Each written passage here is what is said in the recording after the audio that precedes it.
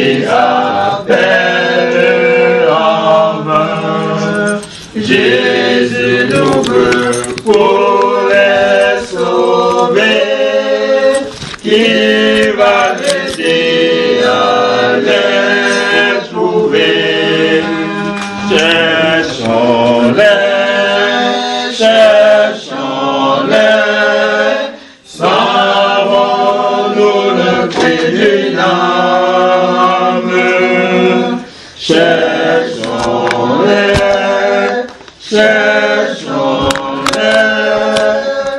le bon berger les réclame. Ne peut-il pas compter sur nous? Ne voulons-nous pas aller tous dire à tous ceux qui sont perdus que nous les voulons pour Jésus. Cherchons-les, cherchons-les, savons-nous le prix d'une âme. Cherchons-les, cherchons-les, le bon berger de l'âme. Amen. Amen. Bienvenue, frère. Merci, bonjour. Bonjour. J'espère que je ne suis pas en retard. Que le Seigneur vous bénisse. Amen. Frère Benoît. Bonjour. Ça va, Gédéon? Que le Seigneur vous bénisse. Amen. C'est bon. Ça va? Les documents là, tu les as distribués, non? Déjà, pas encore. Ça dans mon téléphone. Je t'ai envoyé ça dans. J'ai imprimé, mais laissez-moi. On va falloir que vous lisiez.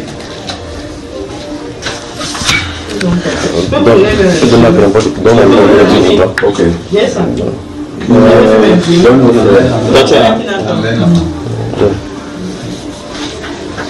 Tu as arrangé ça comme le document, c'est bien. Que le Seigneur te bénisse. Amen.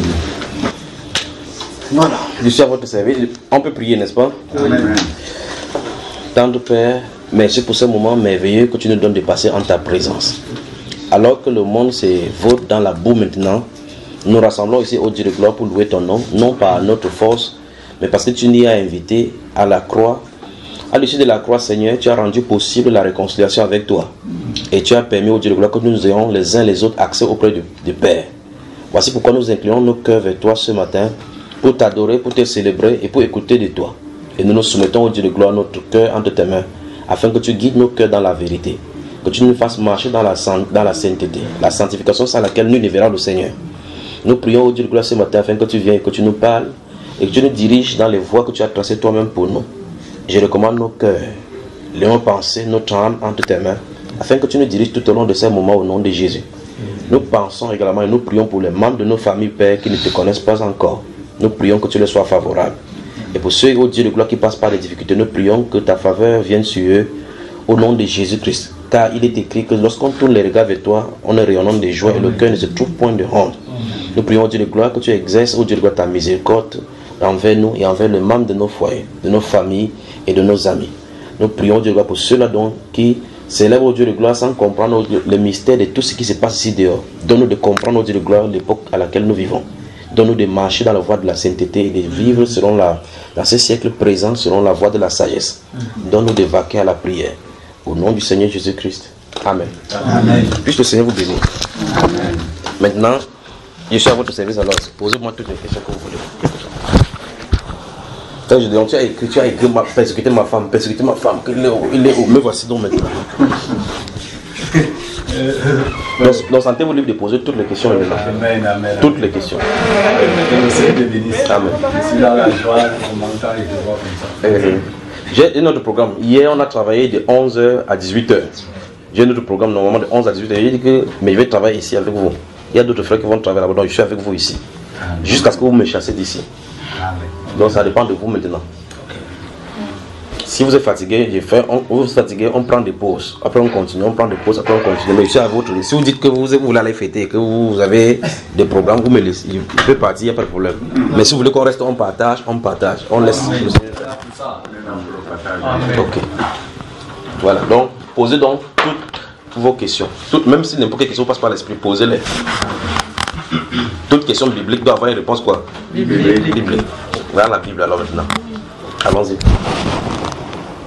Et si vous n'avez pas de questions, moi je vais vous en poser. Oui ma chérie. Comment entendre la voix de Dieu? Merci.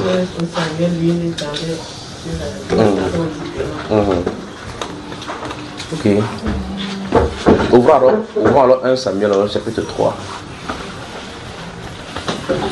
Comme vous en avez noté, la question c'est comment entendre. C'est vrai que toutes les questions, c'est vrai déjà que toutes les questions que vous allez poser, les enseignements sont déjà faits là-dessus. Et comme beaucoup d'entre vous ne connaissez pas, il y a des enseignements, plus de 1000 enseignements sur YouTube où ces questions sont répondues. Mais de façon survolée, je vais y aller. 1 Samuel chapitre 3. Faites de la 3 Samuel.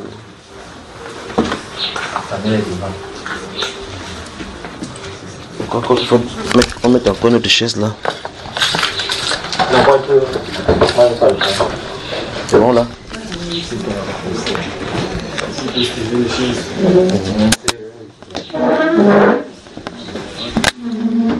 Quand vous allez épuiser toutes vos questions, et puis après je vais parler, je vais vous parler non. 1 Samuel chapitre 3, tu es ma soeur? Allons-y, lisons à partir du verset 1. 1 Samuel chapitre 3, à partir du verset 1. Le jeune Samuel était au service de l'Éternel devant Élie. Oui. La parole de l'Éternel était rare en ce temps. Oui. Les visions n'étaient pas fréquentes. Oui. En ce même temps, Élie, qui commençait à avoir les yeux clos et ne pouvait plus voir, était couché à sa place. La lampe de Dieu n'était pas encore éteinte et Samuel était couché dans le temple de l'Éternel où était l'arche de Dieu. Alors l'Éternel appela Samuel, il répondit, me voici. Et il courut vers Élie et dit, me voici car tu m'as appelé. Élie répondit, je ne t'ai point appelé. Retourne te coucher. Et il alla se coucher. L'Éternel appela de nouveau Samuel. Et Samuel se leva, alla vers Élie et dit, me voici car tu m'as appelé. Élie répondit, je n'ai point appelé mon fils, retourne te coucher. Samuel ne connaissait pas encore l'Éternel et la parole de l'Éternel ne lui avait pas encore été révélée. L'Éternel appela de nouveau Samuel pour la 3e fois. Et Samuel se leva, alla vers Élie et dit, me voici, car tu m'as appelé. Élie comprit que c'était l'Éternel qui appelait l'enfant. Et il dit à Samuel, va, couche-toi. Et si l'on t'appelle, tu diras, parle, Éternel, car ton serviteur écoute. Et Samuel alla se coucher à sa place. L'Éternel vint et se présenta, et il appela comme les autres fois, Samuel, Samuel. Et Samuel répondit, parle, car ton serviteur écoute. Alors l'Éternel dit à Samuel, voici, je vais faire en Israël une chose qui étourdira les oreilles de quiconque l'entendra. En ce jour, j'accomplirai sur Élie tout ce que j'ai prononcé contre sa maison. Je commencerai et j'achèverai. Je lui ai déclaré que je veux punir sa maison à perpétuité, à cause du crime dont il a connaissance, et par lequel ses fils se sont rendus méprisables, sans qu'il les ait réprimés. Voilà, c'est bon, maman. Merci. Vous avez tous cette écriture devant de vous, n'est-ce pas? Dans 1 Samuel, dans ce premier livre de Samuel, on nous fait état que la parole de Dieu était rare en ce moment-là, en ces jours-là, et les visions n'étaient pas fréquentes. La question que vous posez, c'est comment entendre la voix de Dieu? Et maintenant, s'il y a juste à cette question, comment avoir des visions? Comment faire pour avoir les visions de Dieu? Vous pensez que vous pouvez répondre à comment? Comment vous pouvez faire pour avoir les visions?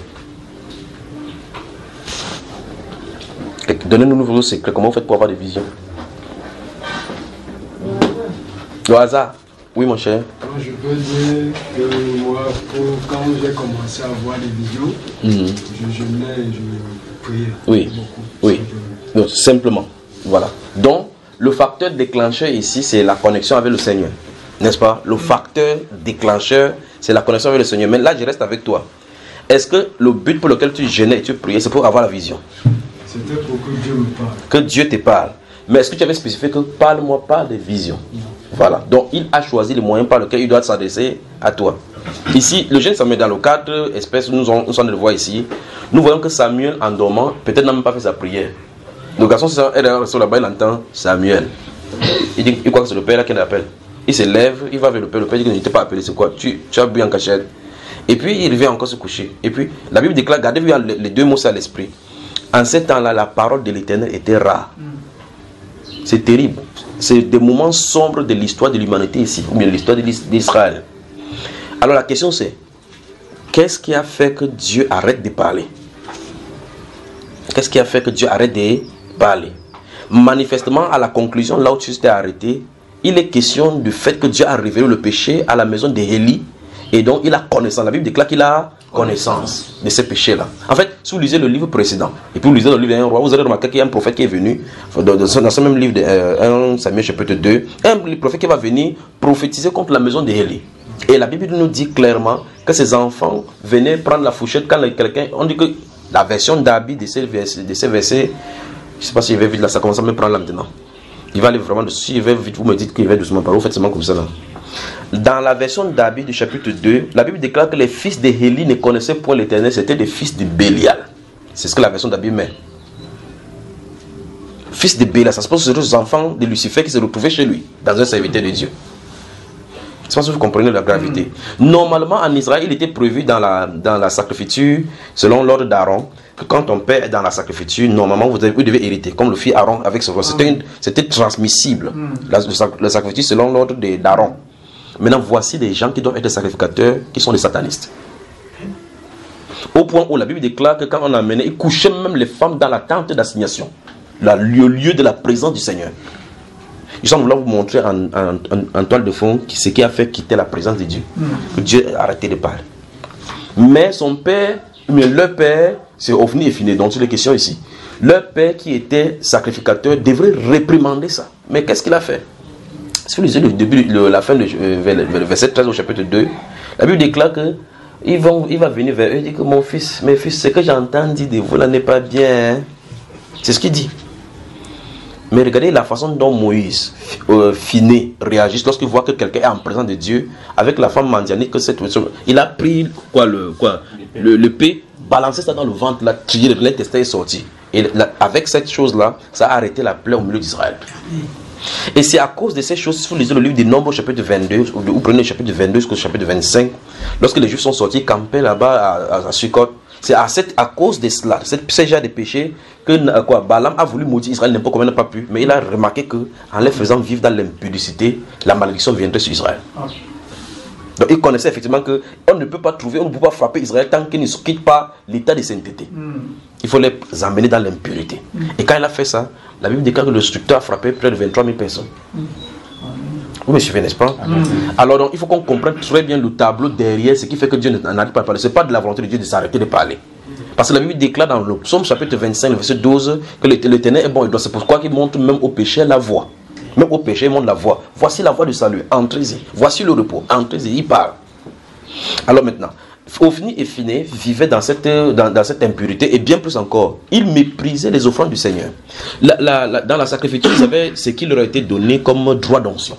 On devait donner l'épaule pour montrer effectivement que la gouvernance est pour eux. Lorsqu'on tuait, avant que ça ne soit même dans la marmite, ils prenaient la fourchette, ils disaient que je veux prendre le gros morceau. Pourtant, ça lui revenait, ça leur revenait. Et la Bible déclare, il rendait ainsi les offrandes de l'Éternel méprisables. Donc voilà donc ce qui se passe vers la fin. Mais avant cela, avant que Samuel ne naisse, remarquez très attentivement, parce que là on dit clairement que on l'appelle le jeune Samuel. Ça, c'est le premier prophète juge en Israël. Avant que le prophète Samuel n'entre en action, 400 ans plus tôt, il s'était retrouvé entre les mains de Déborah, Gédéon, Jephthé, Ophni, tous les autres là, Onéel, et tous les autres qui ont gouverné là-bas en tant que juge. Et la Bible déclare, si vous lisez dans le livre des Juges au chapitre 19, la Bible déclare qu'en ce temps-là, il n'y avait point de juges en Israël, des prophètes en Israël. Chacun faisait comme il voulait. Donc chacun vivait comme il voulait. Donc il n'y avait personne pour orienter les gens dans la loi. N'est-ce pas ce que vous suivez? Et à cet instant-là, quand Samuel va venir en action, Dieu va commencer à susciter. Ici, le verset 7 de 1 Samuel chapitre 3, si vous vérifiez bien, le verset 7 dit qu'en ce temps-là, la parole de l'Éternel n'avait pas encore été révélée. Ça, c'est une autre dimension de parler de Dieu. Parce que ici, la révélation de la parole n'est pas la conversation que Dieu pourra avoir avec quelqu'un. Ça, c'est l'appel à entrer en fonction d'un prophète. Je crois que les gens continuent à venir là. On va faire comment là, si c'est possible. On va aller dehors si possible. Moi, j'ai prévu qu'on partait dehors. Ok. Si on reste dehors là, ça ne doit pas chauffer, non? C'est mieux là. Mais on ne serait pas distrait, non? Non. Ah ben, même s'il y avait le banc, on pouvait mettre là, même si on peut s'asseoir. Même si on peut prendre, il n'y a pas de problème. On s'assoit là-bas. On s'assoit là, il n'y a pas de problème. D'accord? Parce que dehors, ils seront distraits. Quand l'oiseau va passer, ils vont regarder. Donc c'est mieux qu'on soit concentré ici. Tu as des bancs même ici. Alors, donc, suivez-moi très attentivement. Dans le verset 7 du chapitre 3 des Romains, enfin, des 1 Samuel que vous avez lu là, la Bible déclare que la parole de l'Éternel n'avait pas encore été révélée. Vous voyez cela, n'est-ce pas? Ça n'avait pas encore été révélé. On n'a pas dit que la parole de Dieu ne parlait pas, non. Parce qu'ils avaient la loi. Et Dieu parle par la parole telle que vous lisez là. Quand vous lisez la Bible, vous ne faites pas tout boss, pas, vous ouvrez. Vous ouvrez comme ça, il va vous dire des choses que vous ne pouvez pas entendre à ce moment-là. Vous me suivez, n'est-ce pas? Alors, Dieu se révèle au prophète pour faire connaître sa volonté. Et remarquez bien un jeune enfant qui n'a pas l'expérience de la parole. Quand il grandit, il ne sait pas qu'il y a un prophète, il ne sait pas qu'il y a quoi que ce soit. La première chose que Dieu lui dit, regardez déjà le message qu'il doit aller transmettre. Si vous continuez la suite de cette affaire, vous allez voir effectivement, quand le matin va arriver, il va ouvrir les portes. Le message qu'on lui a donné la nuit, c'était terrible. C'était pour tuer ses fils, le fils de son papa qui est là-bas. Le père a dit que dis-moi, si que Dieu te traite de toute la rigueur, si tu ne dis pas ce que Dieu t'a dit la nuit. Un message à un petit enfant comme ça qui va les traiter. Parce qu'on avait quitté la voie de Dieu. Maintenant, lorsque le Saint-Esprit commence à parler par cette petite voix-là, de quitter la voie du péché, vous ne quittez pas, à un moment donné, il se tait. Pas qu'il ne parle plus, il se tait tout simplement. Regardez, vous avez votre portable à vous. Vous remarquez très attentivement que quelqu'un est quelque part dans tout le monde entier. Suivez très attentivement. Si quelqu'un est dans tout le monde entier, on peut vous joindre sur votre portable. Vous pouvez parler en temps réel et bien plus, c'est tellement développé que vous pouvez parler en vous voyant. Maintenant, remarquez très attentivement, je tiens par exemple le téléphone entre mes mains. Lorsqu'on appelle, vous ne voyez pas comment la parole passe nulle part pour venir ici dedans. C'est vrai dire que dans ce téléphone se trouve un instrument qui permet de recevoir cela. Dans ce téléphone se trouve un instrument qui permet que si on lance l'appel, ça puisse capter. Donc il y a un capteur de réseau ici. Si cette pièce-là, vous appelez, vous dites que vous perdez le réseau, que votre téléphone perd le réseau, ou bien que ça n'a pas de réseau. Vous voyez là-bas, vous allez voir dans le coin là-bas, le facteur de réseau. Si ça ne se trouve pas, vous allez chez le technicien, vous dites que la pièce qui capte les réseaux n'est pas là. Et là, il faut changer, pas vrai? Maintenant, ça veut dire que si ce téléphone-ci n'a pas de réseau, ça ne nous sert absolument à rien. Donc le but pour lequel il a été créé ne peut pas être manifesté. Mais si vous changez la pièce, ou bien vous pouvez arranger la pièce qui capte le réseau, de nouveau vous entrez dans le réseau, vous pouvez voir que vous avez le réseau. Au point où si on appelle, vous pouvez recevoir. De l'autre côté, la personne qui vous appelle a la faculté de vous appeler. Donc en fait, il faut avoir les dispositions pour pouvoir capter. Il faut avoir les dispositions pour pouvoir capter. Maintenant, remarquez très attentivement, là où vous êtes, le réseau se trouve partout ici. N'est-ce pas? Parce que si vous ouvrez votre téléphone, vous allez voir que vous captez le réseau. Mais est-ce que vous voyez ces réseaux? Donc Dieu parle tout le temps. Dieu parle. Quand le tonnerre, si vous lisez Apocalypse, la Bible déclare que quand les tonnerres, au chapitre 6, quand les tonnerres ont fait, les 7 tonnerres firent entendre les voix, je me mettrai à écrire ce qu'on dit les 7 tonnerres. Il me fait dire que c'est ce qu'on dit les tonnerres et ne l'écrit pas. Donc les tonnerres en faisant Dieu parle au travers. N'est-ce pas mes chers? Amen. Dans le livre des Jean au chapitre 12, quand le Seigneur Jésus se promenait dans le temple, les gens étaient en train de regarder comment le temple est bien disposé. Subitement, un ange a parlé. Gou, tu es mon fils. Il dit, Père, glorifie ton fils. Je l'ai glorifié, je le glorifierai encore. Vous savez ce qui est arrivé? 3 groupes de personnes se sont formés. L'un des groupes a dit que c'était le tonnerre.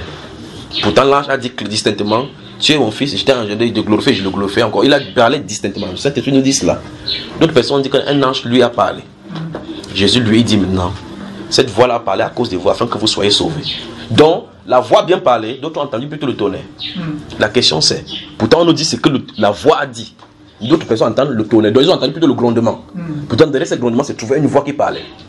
Donc ils n'ont pas discerné ce qu'elle était la voix. Vous entendez quand il veut pleuvoir, le tonnerre fait gou. Souvent Dieu parle au travers. Dieu parle au travers distinctement au point où les gens qui ont les oreilles entendent. La question c'est, comment on fait pour entendre. Il faut avoir les dispositifs. Maintenant, comment on fait pour donc avoir ces dispositifs? Il y a une première condition à remplir. La première condition, c'est qu'il faut être de ces brebis. Il faut être De ces brebis. Non, j'arrive là maintenant. C'est pour ça que c'est la première condition. Et c'est la plus importante même.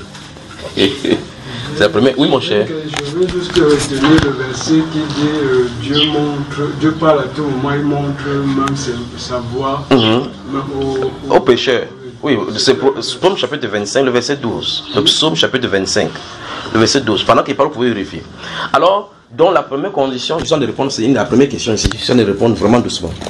Dans la première chose, parce que c'est la condition. Regardons le monde portable. Quelle est la condition que j'ai pu capter l'appel? Première condition, il faut que ce soit le portable. C'est la première condition, non? Si c'est le portable, on va remarquer s'il y a le problème du réseau. Si tu n'as pas le portable, tu prends le bois là-bas, tu dis que je veux que le bois s'y appelle, ça va appeler. Ça ne peut pas marcher. Donc il faut d'abord que tu aies le portable. Tu as le portable, oui. On va maintenant regarder la deuxième condition, si ça a le facteur réseau ou bien si la pièce de réseau dérange. Donc la toute première condition pour commencer à entendre, et l'entendre, c'est d'être de ses brebis. N'a-t-il pas dit dans Jean chapitre 10, mes brebis entendent ma voix et elles me suivent? C'est ce qu'il a dit. C'est le bon berger. Il a dit, le bon berger donne sa vie pour ses brebis. Je risque de glisser sur une pente là qui va nous faire fâcher, mais je vais aller doucement vraiment pour que vous puissiez assimiler. Alors, ça veut dire qu'il faut être de ces brebis. Maintenant, sortez n'importe quoi et on essaie d'appeler. Vous me donnez. Mon frère, prends par exemple la brosse là. Supposons que tu sois en danger et que tu souhaiterais appeler, que tu n'as que ça, qu'est-ce que tu peux faire? Il faut appeler maintenant l'urgence, appeler Samuel, ou bien appeler la police. Le 117. Essaie d'appeler le 117, votre frère. Je n'ai pas la possibilité. Bon. Est-ce que moi, avec ça, je peux appeler?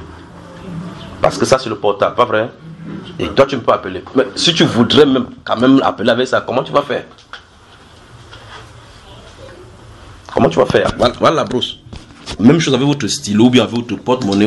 Si vous voulez utiliser ça pour faire, c'est à quoi l'appel est destiné. Vous pouvez le faire. Vous voyez effectivement que ça veut dire qu'on ne peut pas changer un état.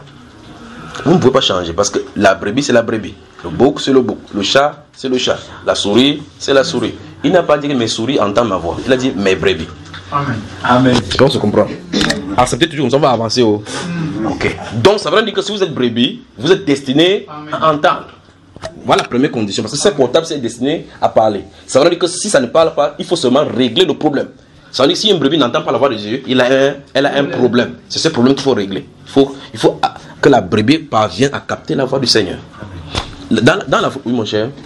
Comment la question, comment donc faire pour être brebis, pour être sûr qu'on... En fait, si vous avez compris les questions que je posais, ces questions ne se posent plus. Parce que la brebis est naturellement brebis. Le canard ne fait pas quoi que ça peut devenir canard. Jamais. Il est comme ça. Il connaît qu'il est canard. En tout cas, si vous voulez dire que non, la poule peut être canard, jetez-les dans l'eau, tu vas voir qui est poule, qui est canard. D'accord? La poule est naturellement canard. Quand elle veut traverser l'eau, elle ne fait pas l'effort pour faire ses palmes. Ses palmes sont automatiquement là. Il est prédisposé à nager. Mais si le canard peut picorer de la même façon dans la boue comme la poule, c'est pas le problème. Le test c'est au niveau des marigots. Au niveau des marigots, on va savoir qui peut se noyer, qui peut nager. C'est à cet instant qu'on va se distinguer le canard. Ils peuvent avoir les plumes, avoir les becs, avoir les formes, les ailes. Mais il y a une différence. Amen. La palme. Ce palme-là, c'est ça qui lui permet de se mouvoir dans l'eau avec aisance. Pourtant, dans la morphologie, on peut voir qu'ils ont presque les mêmes morphologies. Mais il y a quelque chose que celui-ci a, que l'autre n'a pas. Pas vrai? Mais brebis, gardez-vous à l'esprit. Quand il dit mais brebis, il signifie automatiquement et de facto que les autres ne sont pas. Gardez-vous à l'esprit cela. Amen. Alors maintenant, ça veut dire que si j'ai le portable n'a rien fait pour être portable. Le portable ne peut pas devenir la planche. Et donc la brosse qu'il voudrait appeler ne peut pas devenir, sinon c'est la magie.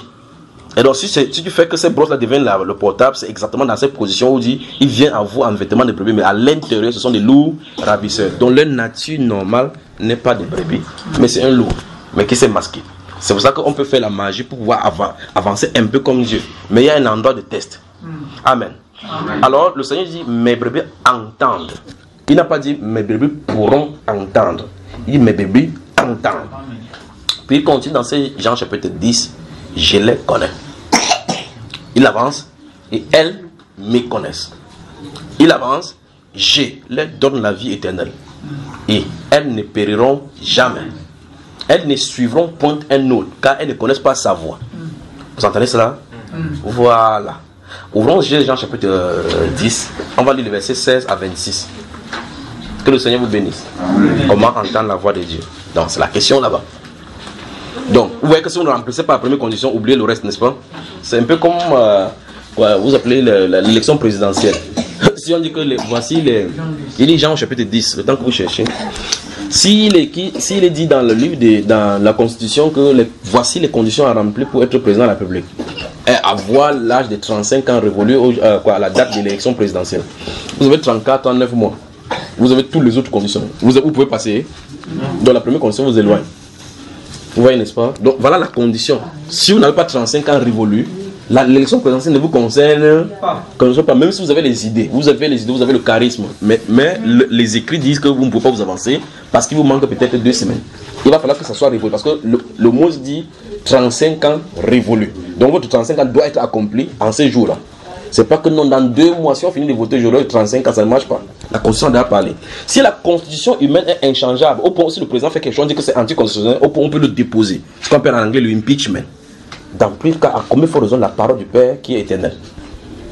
Donc, suivez cela. Verset 16, mon cher. Jean chapitre 10, nous allons du verset 16 à 26. Verset 16. J'ai encore d'autres brebis qui ne sont pas de cette bergerie. Oui. Celles-là, il faut que je les amène, elles entendront ma voix. Stop. Vous avez cette prophétie-ci. Notre Seigneur Jésus-Christ est devant la foule en Israël en train de prêcher. Puis il informe à la foule qui est devant que j'ai encore d'autres. C'est une information, il n'est pas en train de demander quelque chose, c'est une information qu'il donne. Et il ne donne pas ces informations à celle-là, il donne ces informations à nous qui sommes plus tard, qui allons lire cela. Il dit que j'ai encore d'autres brebis. Souvenez-vous, c'est une information qu'il nous donne. Il ne demande pas cela à quelqu'un. J'ai encore d'autres brebis qui ne sont pas de cette bergerie. Donc elles ne sont pas ici. Et puis il dit celle-là, celle de qui il est en train de parler, celle-là, il faut que j'ai les quoi frère? Amène. Donc il va les amener. Autrement dit, il connaît ces brebis distinctement, il va les faire venir. Comment il va les faire venir? Il a ses moyens à lui de les faire venir. Allons-y. Elles entendront ma voix. Donc le moment viendra quand il va les faire venir, elles vont entendre sa voix. Continuons. Et il y aura un seul troupeau. Donc il va les revenir. Il va les réunir dans un seul corps et il y aura une seule voix qui va les conduire. Continuons. Le Père m'aime parce que je donne ma vie afin de la reprendre. Oui. Personne ne me l'ôte, mais je la donne de moi-même. J'ai le pouvoir de la donner, j'ai le pouvoir de la reprendre. Tel est l'ordre que j'ai reçu de mon Père. Il y a eu de nouveau, à cause de ces paroles, division parmi les Juifs. Comment il ne doit pas avoir division? C'est grave. Parce que si vous entendez vraiment Jésus, Jésus parle de façon droitement pour montrer clairement que si tu n'es pas de lui, tu es perdu pour toujours. Quand vous entendez bien ce qu'il dit. Continue mon frère.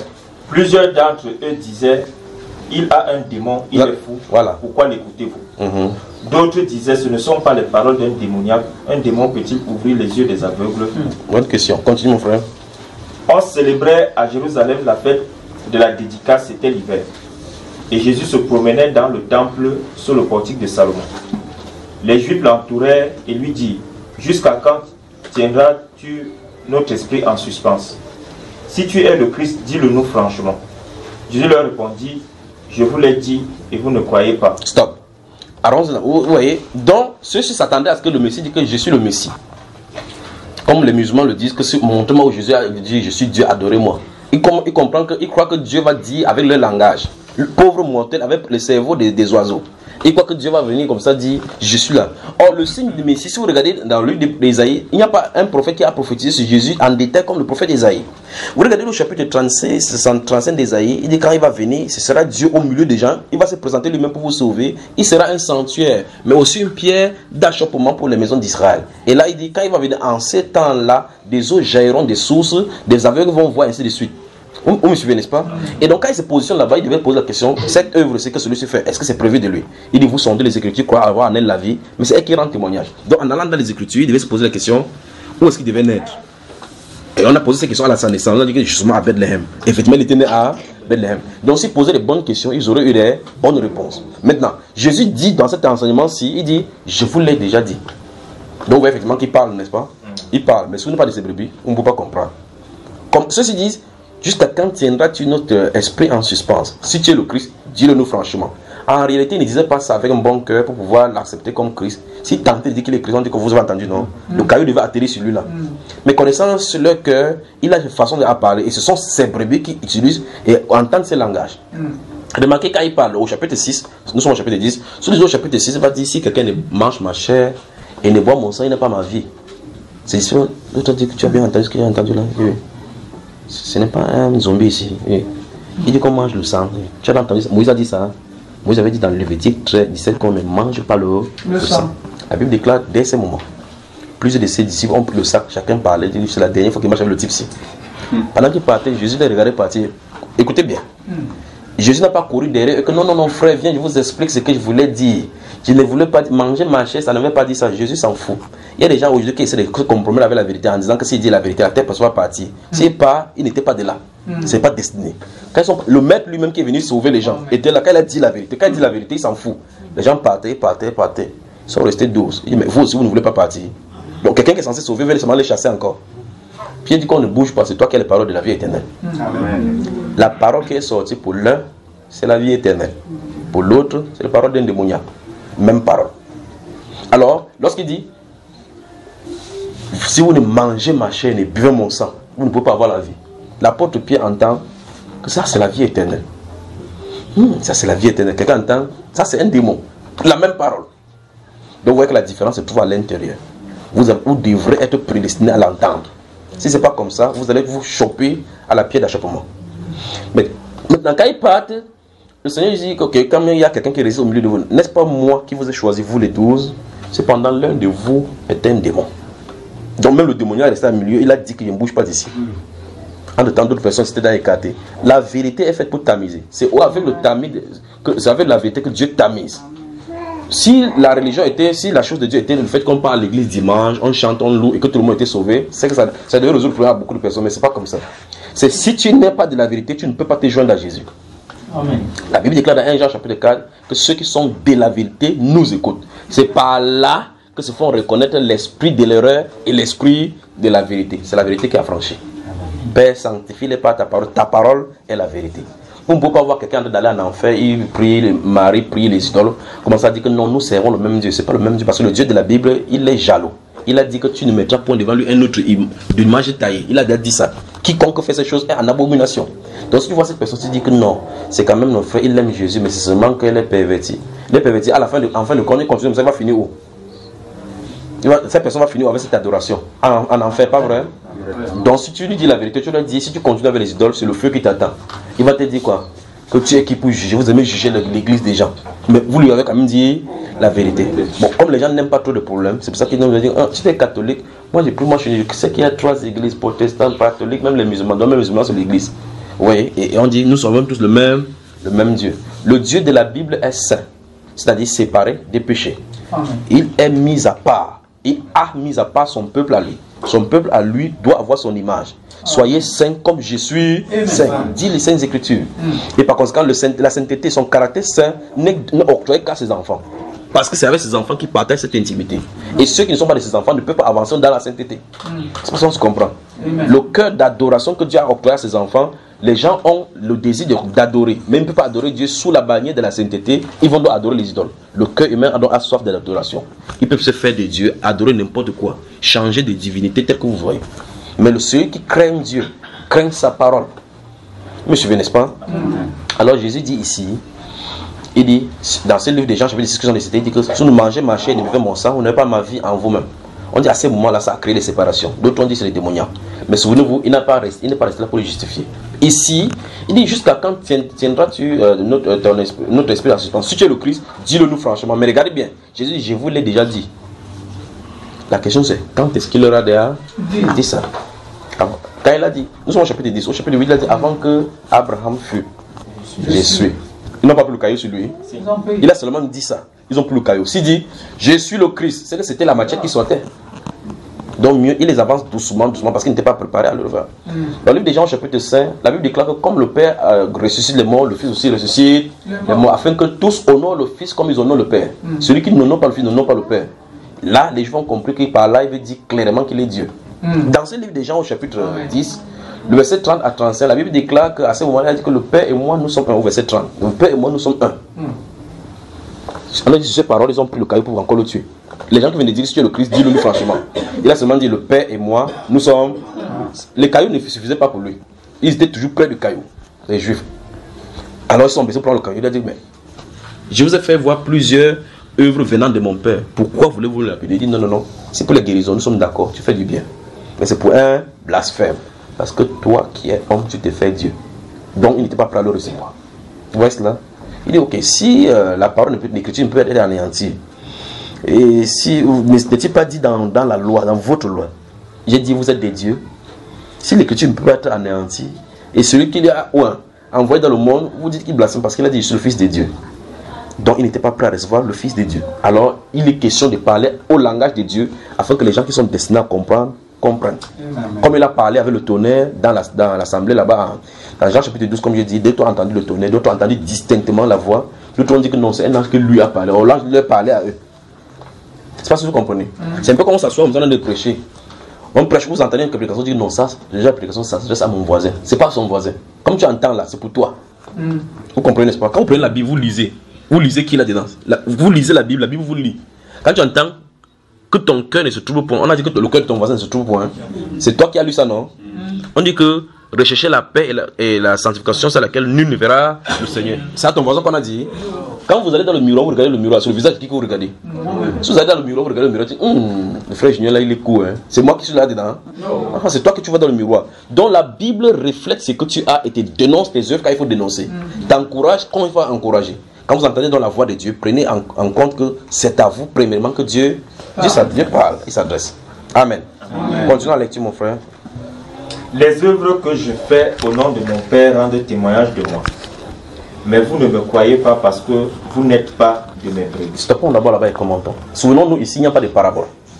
Jésus dit que ces personnes ne croient pas. Pourquoi? Parce qu'elles ne sont pas de ses brebis. Ok. Maintenant, vous voyez effectivement que sortir alors prêcher aux gens que non, croyez tous en Jésus, croyez tous en Jésus. Vous avez des problèmes, vous avec Jésus, non? Vous voyez, regardez ce qu'il dit. Il dit, vous ne croyez pas parce que vous n'êtes pas. Il a d'abord prévu, il a d'abord dit que j'ai encore d'autres brebis. Et il vient d'exclure ceci. Il dit que vous ne croyez pas parce que. Dans le but, vous ne croyez pas parce que vous ne comprenez pas, c'est pas ça. Vous ne croyez pas parce que vous ne voulez pas croire la parole. Il dit, vous ne pouvez pas croire. La première condition qui fait que vous ne croyez pas, c'est parce que vous n'êtes pas des brebis. Mes brebis, elles attendent ma voix là. La première condition qu'elles comprennent, c'est qu'elles sont d'abord mes brebis. En clair, il y a donc deux groupes sur la terre. Les brebis du Seigneur, ceux qui ne sont pas des brebis du Seigneur. Le but donc de la prédication, c'est de faire venir ces brebis à la maison. Et de prononcer à l'autre groupe, que justement le témoignage de Jésus-Christ est vrai. Il est venu chercher les siens. Qu'est-ce que vous en dites maintenant avec ce qu'on fait maintenant dans les églises? En venant, prendre avec ton voisin. C'est la volonté de Dieu que tout le monde soit sauvé. Il faut que Dieu sauve toute ma famille. Il t'a dit qu'il veut sauver toute la famille. Il t'a dit que toute la famille lui appartient. Il a dit mes brebis entendent ma voix. Il n'a pas dit les brebis, il a dit mais. Le mais exclut les autres. J'ai encore d'autres brebis. Vous n'êtes pas de mes brebis. Ça veut dire que même si celui-ci veut faire n'importe comment pour être sauvé, il ne pourra pas être sauvé. On a convenu que le canard ne pourra nager, mais la poule ne peut pas nager. Le canard, oui ma chère. Notre rôle c'est d'annoncer l'évangile. Oui. Exactement. C'est ça le problème. Donc ça veut dire qu'on ne connaît pas qui est qui. On jette seulement le filet, ça prend ce qu'il prend. Si j'étais le filet et que le jour là c'est le capitaine qu'on cherche, toi tu es maquereau, tu vas faire comment? Si le capitaine qu'on cherche, tu n'es pas capitaine, c'est ton problème. Tu vas te faire sécher. Donc le Seigneur Jésus-Christ dit, le royaume de Dieu semblable à ces filets qu'on jette. Quand on trie, on les sélectionne. Quand la parole amène, plusieurs personnes, il y a beaucoup d'appelés, mais peu sont élus. Mais qui les connaît? Jésus. Dans 2 Timothée 2, verset 19, la Bible déclare, le Seigneur a ces deux paroles qui servent de sceau. Quiconque prononce le nom du Seigneur qui s'éloigne de l'iniquité. Et le Seigneur connaît tous ceux qui lui appartiennent. Ça veut dire que même si dans la foule, tu dis, oh Jésus, je t'aime, quand je prie, je pleure, j'ai lâché des poules. Si tu as lâché des canards, si tu n'es pas pour lui, tu ne peux pas rentrer. Vous comprenez? Finissons, mon cher. Mes brebis entendent ma voix, je les connais et elles me suivent. Oui. Je leur donne la vie éternelle et elles ne périront jamais. La vie éternelle est disposée pour qui? Pour ses brebis. Pour ses brebis. Donc, ouais, effectivement, que Dieu a tant aimé le monde qu'il a donné la vie éternelle afin que quiconque croit, quiconque la sagesse, c'est ses brebis. Vous avez compris maintenant, n'est-ce pas? C'est pas que c'est disposé pour tout le monde entier. C'est pas. La Bible déclare clairement de façon distincte que Christ est mort pour ses brebis. Je donne le bon berger donne sa vie. Il n'a pas dit pour le monde. Donne sa vie pour ses brebis. Amen. Donc nous avons compris. Finissons, frère. et personne ne les ravira de ma main. Donc Jésus rassure ici qu'aucune de ces brebis ne doit pas s'égarer. Continuons. Mon Père qui me les a donnés est plus grand que tous, et personne ne peut les ravir de la main de mon Père. Amen. Vous avez suivi, non? Donc Dieu protège ses brebis. Protège les brebis, leur donne la vie éternelle et fait en sorte qu'ils puissent arriver à bon port avec cette vie éternelle qu'il leur a donnée. Nous avons compris que la première condition, c'est d'être la brebis du Seigneur. Maintenant, comment être la brebis du Seigneur? Ça, c'est la question que tu voulais toucher. Comment doit être sa brebis? J'ai dit, ce que j'ai expliqué dès le départ, vous voyez effectivement que ça n'a pas de sens de poser la question comment être ses brebis. Parce que le canal n'est canal. Vous avez vu cela, n'est-ce pas? Nous sommes son ouvrage. Éphésiens chapitre 2, verset 10 dit, nous sommes son ouvrage, ayant été créés en Jésus-Christ pour des bonnes œuvres que Dieu a préparées afin que nous les accomplissions. Au chapitre 1, verset 3, il dit, béni soit Dieu le Père de notre Seigneur Jésus-Christ qui nous a bénis de toutes sortes de bénédictions spirituelles dans les lieux célestes en Christ. À quel moment a-t-il béni? Dites-moi. Quand est-ce que Dieu t'a béni? Oui, bon. Avant que tu ne sois né. Donc ça veut dire qu'il savait que tu viendrais. Donc ça veut dire que si quelqu'un n'est pas béni, il n'était pas élu là-dedans. 1 Pierre chapitre 1. Que Dieu vous bénisse vraiment. Amen. De toute façon, même si ça vous fâche, ne vous fâchez pas, d'accord? Il est question de la Bible, pas de moi. Donc ne me regardez pas bizarrement. Il est question de la Bible. Comme vous avez la Bible avec vous, Dieu merci, je n'ai même pas ouvert ma Bible. Comme il est question de la Bible, vous allez lire plutôt dans votre Bible. Et si vous êtes fâché de vous lire votre Bible, c'est votre Bible qui vous crée le problème. Vous jetez si vous voulez. 1 Pierre chapitre 1. Lisons le verset 3 encore. Allons-y. Béni soit Dieu le Père de notre Seigneur Jésus-Christ, qui selon sa grande miséricorde nous a régénérés pour une espérance vivante par la résurrection de Jésus-Christ d'entre les morts. Continue. Pour un héritage qui ne peut ni se corrompre, ni se souiller, ni se flétrir, lequel vous est réservé dans les cieux. Vous entendez, donc il y a quelque chose qui est réservé pour moi même avant qu'il ne vienne. Et ça c'est prédestiné. Continue frère. À vous qui, par la puissance de Dieu, êtes gardés par la foi pour le salut, prêt à être révélé dans les derniers temps. Dans les derniers temps, vous voyez, à vous qui êtes gardés par la puissance de Dieu. C'est ce qu'il a dit tout à l'heure là, que le Père qui me les a donnés est plus fort, personne ne les ravira. Mais aujourd'hui, les gens disent que si vous vous amusez, vous allez perdre le salut. Pourtant, Dieu dit le contraire, lui il dit le contraire, que personne ne les ravira de mes mains. Personne ne peut les ravir de mes mains. Mon Père qui me les a donnés est plus grand que tous. Débattez toujours comme ça. Vraiment. Que Dieu vous bénisse. Alors il dit ici que vous êtes gardés. Maintenant, ça veut dire que si ton héritage est là et que Dieu a prédestiné cet héritage pour toi, un de ces jours tu te payes sur la tête, Dieu dit que je ne savais pas que la personne se devait arriver. Vous pensez que c'est Dieu ça? Comme il sait que tu dois être là-bas, il a la place pour toi. Il viendra certainement te chercher. Mais si tu pêches. Tu vas pêcher pourquoi? Pourquoi il y a le facteur péché alors que tu dois être... Il a dit, vous serez saint alors parce que je suis saint. Non, c'est pertinent parce que les gens disent que même si tu pêches, tu fais quoi? Pour Dieu. Non, il y a une chose, il y a une partie de vérité là-dedans. C'est qu'il y a une conséquence lorsque tu connais que tu es chez Dieu. La conséquence, c'est que tu comprends que c'est un Dieu saint et que tu t'éloignes du péché. Regardez bien. Quiconque prononce le nom du Seigneur, il s'éloigne de l'iniquité. Amen. Tu vois cela? S'il ne s'éloigne pas, il va se perdre. Non, c'est pas ça, il va s'éloigner parce que c'est ça que la Bible déclare, il y a le châtiment. Votre enfant à la maison, comment ça se passe? Il y a le châtiment. Et bien, il y a des niveaux de chicotte. Il y a d'autres qu'on attache plutôt, d'autres qu'on verse le piment pour taper. Donc il y a niveau par niveau. D'accord? Hébreu chapitre 12. Hébreu le chapitre 12. Que Dieu vous bénisse. Donc vous voyez effectivement dans le livre des... Pendant que vous en êtes d'ouvrir Hébreu, dans le livre des... Dans le livre des Hébreux, enfin, nous y sommes maintenant, nous allons lire. Hébreux chapitre 12. Et dès que quelqu'un a trouvé rapidement, je suis encore à la première question. Dans le livre des Titres chapitre 2, si vous lisez les versets 11 au verset 13, la Bible dit la grâce de Dieu, source de salut pour tous les hommes, a été manifestée. Puis elle nous apprend à s'éloigner de la mondanité. Donc si je suis sous la grâce, ça montre que tu as de dire que tu es sous une colère dangereuse si tu ne quittes pas la voie que tu vis. Parce que la grâce veut dire que tu as transcendé la loi. Parce que la loi est faite pour les pécheurs. Or, celui qui est sous la grâce n'est pas sous la loi parce qu'il comprend effectivement qu'il faut vivre d'après les principes du Seigneur. Autrement dit, il n'est plus condamné. Et maintenant, quelqu'un qui est juste sous la grâce, il peut faire tout. Il n'a pas compris justement la grâce. Il est en train encore à laisser vautrer sous la loi. Parce que la Bible déclare que toi qui dis aux autres de ne pas commettre abomination, c'est pas que commet les sacrilèges. Tu vois cela? Et si nous disons à quelqu'un que ne pêche pas et que tu as des péchés, toi-même tu te rends coupable de la même loi. alors on a des problèmes. Donc il faut donc comprendre l'essence de la grâce. L'essence de la grâce, ça veut dire, comme la grâce de Dieu est venue, il nous a donné le pouvoir de vivre hors du péché. On doit vivre justement hors du péché. Pourtant, ceux qui étaient sous la loi faisaient les efforts pour ne pas vivre dans le péché, mais ils y étaient. Parce que le péché était attaché à la loi qui était attachée à la chair. Or, la grâce est rattachée à l'esprit. Et par l'esprit. La Bible déclare que si par l'esprit, vous faites mourir les actions de la chair, vous vivrez. Et l'esprit est disponible pour ceux qui sont sous la grâce. Chapitre 12 donc, à partir du verset 4. Vous n'avez pas encore résisté jusqu'au sang en luttant contre le péché. Oui. Et vous avez oublié l'exhortation qui vous est adressée comme à des fils. Oui. Mon fils, ne méprise pas le châtiment du Seigneur. Vous avez entendu ça? Ne méprise pas le châtiment du Seigneur, oui. Et ne perds pas courage lorsqu'il te reprend. Oui. Car le Seigneur châtie celui qu'il aime. Oui. Il frappe de la verge tous ceux qu'il reconnaît pour ses fils. Donc ça veut dire que si tu pêches, Dieu ne te reprend pas, tu as des problèmes. Ça montre que c'est la preuve même que tu ne lui appartiens pas. Parce que nous voici dans cette maison. Le papa de cette maison, c'est à ses enfants. Il voit les enfants en train de bagarrer avec son enfant. Il va taper les deux enfants, commence à taper. Il tape quel enfant? C'est ça, son enfant qui tape parce que ce n'est pas l'éducation que son enfant est censé avoir là-bas. Parce que si vous tapez l'enfant de quelqu'un, le père de l'enfant là vient, vous allez le dire. Pas vrai? Si l'école est en train de brûler, il y a dans cette ville, si on voit souvent comment les gens tombent en transe dans l'école. Quand les gens tombent en transe dans l'école, et on dit dans l'école où est ton enfant, les gens tombent en transe. Quand vous y allez, vous partez prendre l'enfant de qui? Quand tu entres, les enfants sont en transe. Est-ce que tu te mets que ouais, l'enfant du voisin est en transe? Tu cherches qui? Ton enfant. Quand tu as pris ton enfant, tu te dégages de là, pas vrai? Pourtant, il y a des enfants là-bas qui sont en transe. Mais tu te focalises sur ton enfant. C'est ce que Dieu nous dit ici. Il dit que ne perdez pas courage lorsque Dieu vous châtie. Il dit c'est comme des fils qui vous châtient pour ceux qui reconnaissent comme ses fils. Continuons, frère. Supporter le châtiment, c'est comme des fils que Dieu vous traite. Car quel est le fils qu'un père ne châtie pas? Ça, c'est sur le plan humain.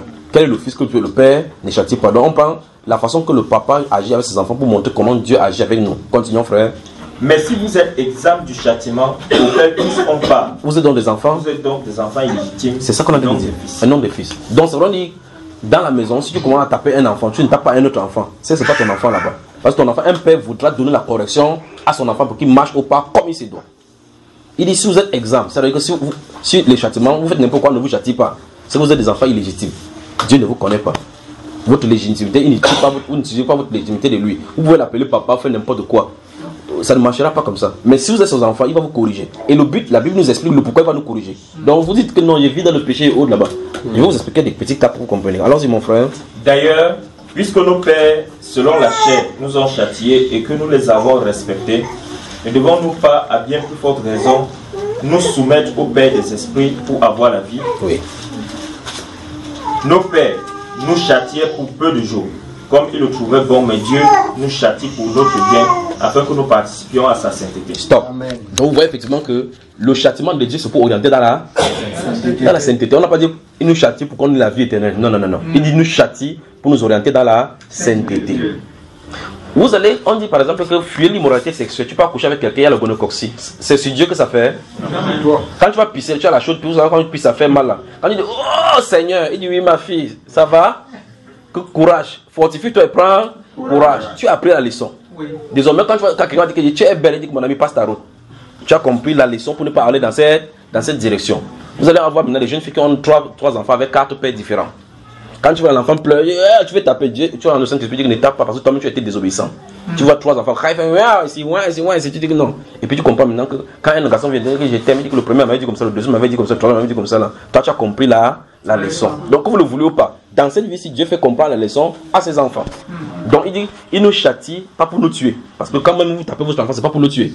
Vous châtiez jusqu'à ce que l'enfant dit, oh papa j'ai compris, il n'a plus faire ça. Quand il n'a plus faire ça, il dit, ok, ça veut dire que tu observes plus tard. Si l'enfant va encore faire. S'il fait encore, on passe encore au niveau des corrections jusqu'à ce que l'enfant puisse comprendre. Donc Dieu ne peut pas vous laisser.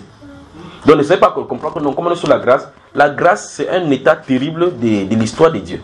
Ou bien dans les différentes dispensations de Dieu, c'est la grâce. Il ne tolère pas. Dans Hébreux chapitre 10, verset 28, souvent, la Bible déclare que si sous la loi, les gens meurent sur la déposition de 2 ou de 3 témoins, de quel pire châtiment pensez-vous serait jugé digne, celui qui aura outragé l'esprit de grâce et aura foulé au pied le sang du Fils de Dieu.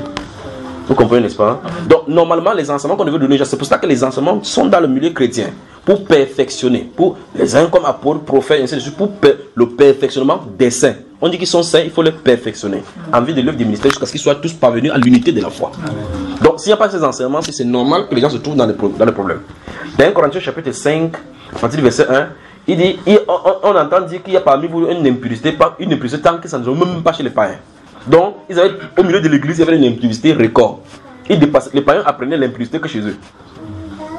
Mais au chapitre 3, il dit que ne savez pas que votre corps est le temple du Saint-Esprit qui est en vous. Donc, ceux qui avaient le Saint-Esprit, c'est de livrer dans le péché. Pourquoi? Parce qu'eux, ils n'avaient pas d'enseignement. Quand l'apôtre Paul leur a écrit maintenant, la Bible déclare au chapitre, si vous lisez 2 Corinthiens chapitre 7, au verset 9, la Bible déclare que ça a produit la tristesse chez eux et ils sont repentis. Et l'apôtre Paul a dit, je ne me repentirai pas parce que la tristesse selon Dieu produit la repentance à salut dont on ne se repent pas. Amen. Donc la personne avait compris la correction, il s'est repenti.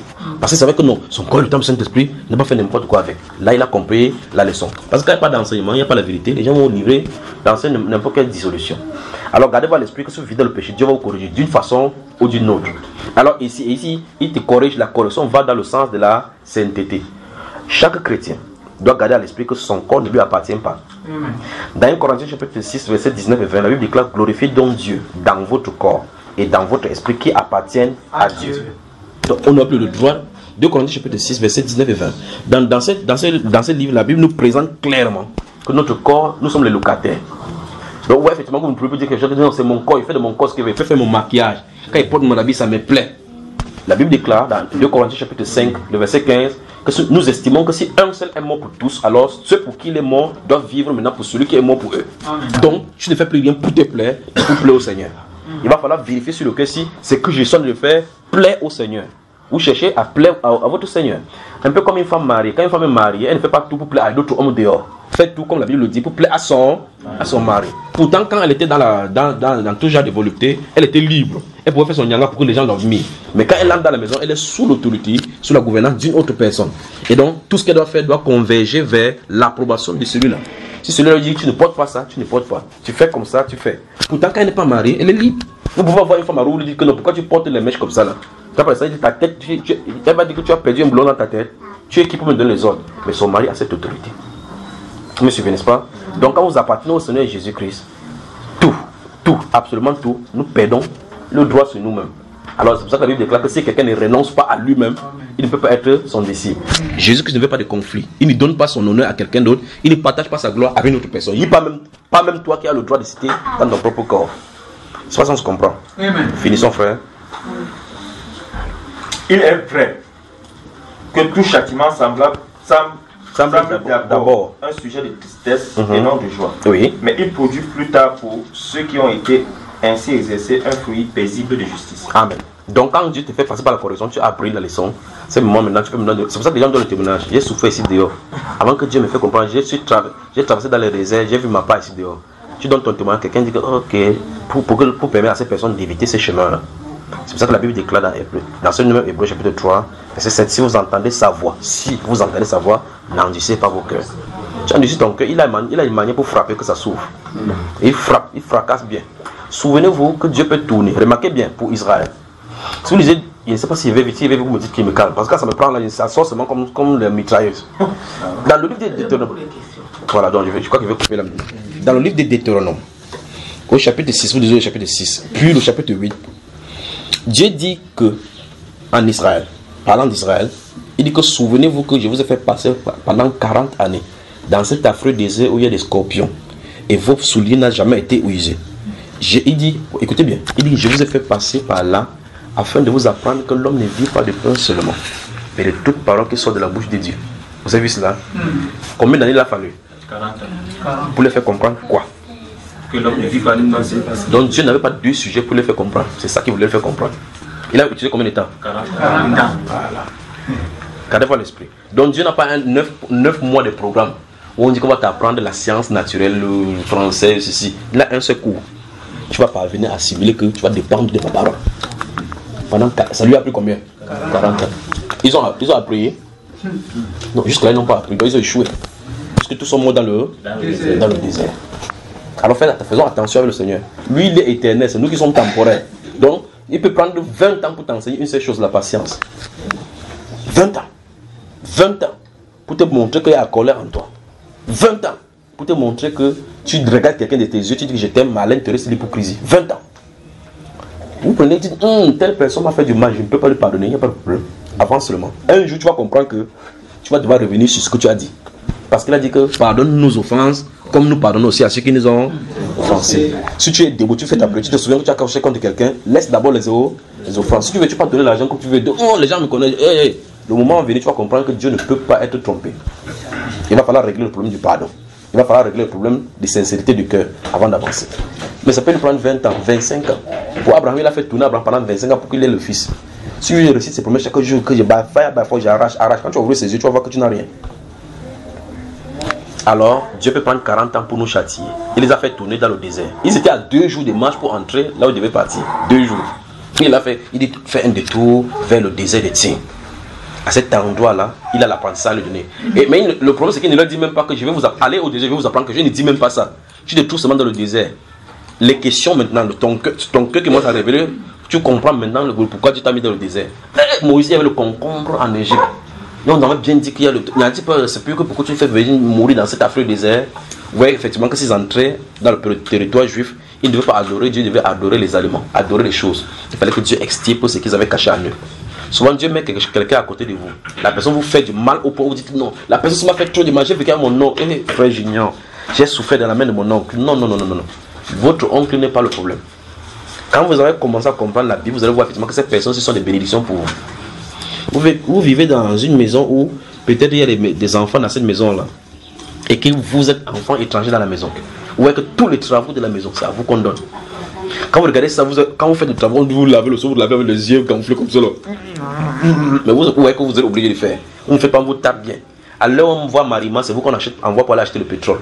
Quand il faut voir telle chose, c'est à vous. Quand il faut préparer, c'est vous. Maintenant, un de ces jours, vous grandissez. La personne qui était votre parent là-bas à la maison, votre tuteur meurt. Entre vous et les enfants de la maison, qui va souffrir?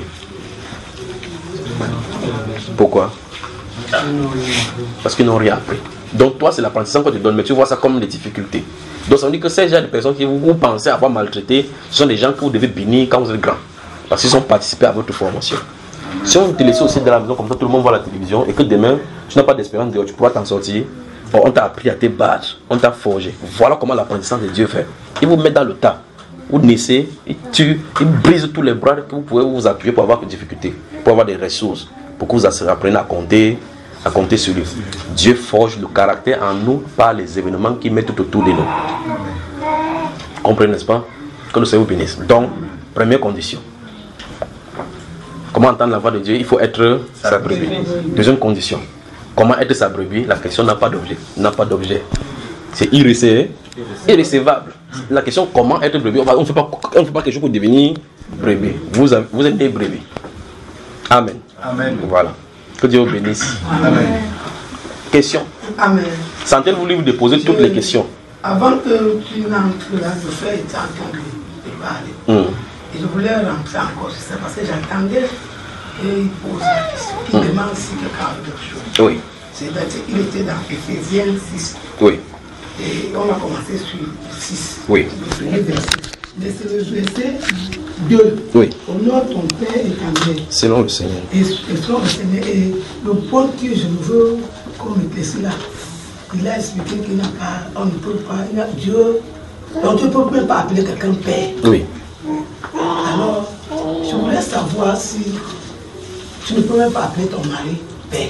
Non. Il faut comprendre dans Matthieu chapitre 23, oui, au verset 8, où le Seigneur dit n'appelez personne sur la terre votre Père, ainsi de suite. Il parle en termes de titres religieux. Parce qu'en réalité, dans le livre de Matthieu chapitre 23, vous avez remarqué qu'à partir du verset 1, il va commencer à censurer les pharisiens. Censurer les pharisiens, les sadducéens, les scribes, les docteurs de la loi. Parce qu'en réalité, ils aimaient les titres. Les titres. Donc dans ces contextes dont on est en train de parler, là, il est question des titres religieux. Donc c'est bien placé pour s'adresser aux catholiques. D'accord, c'est bien placé pour s'adresser aux catholiques.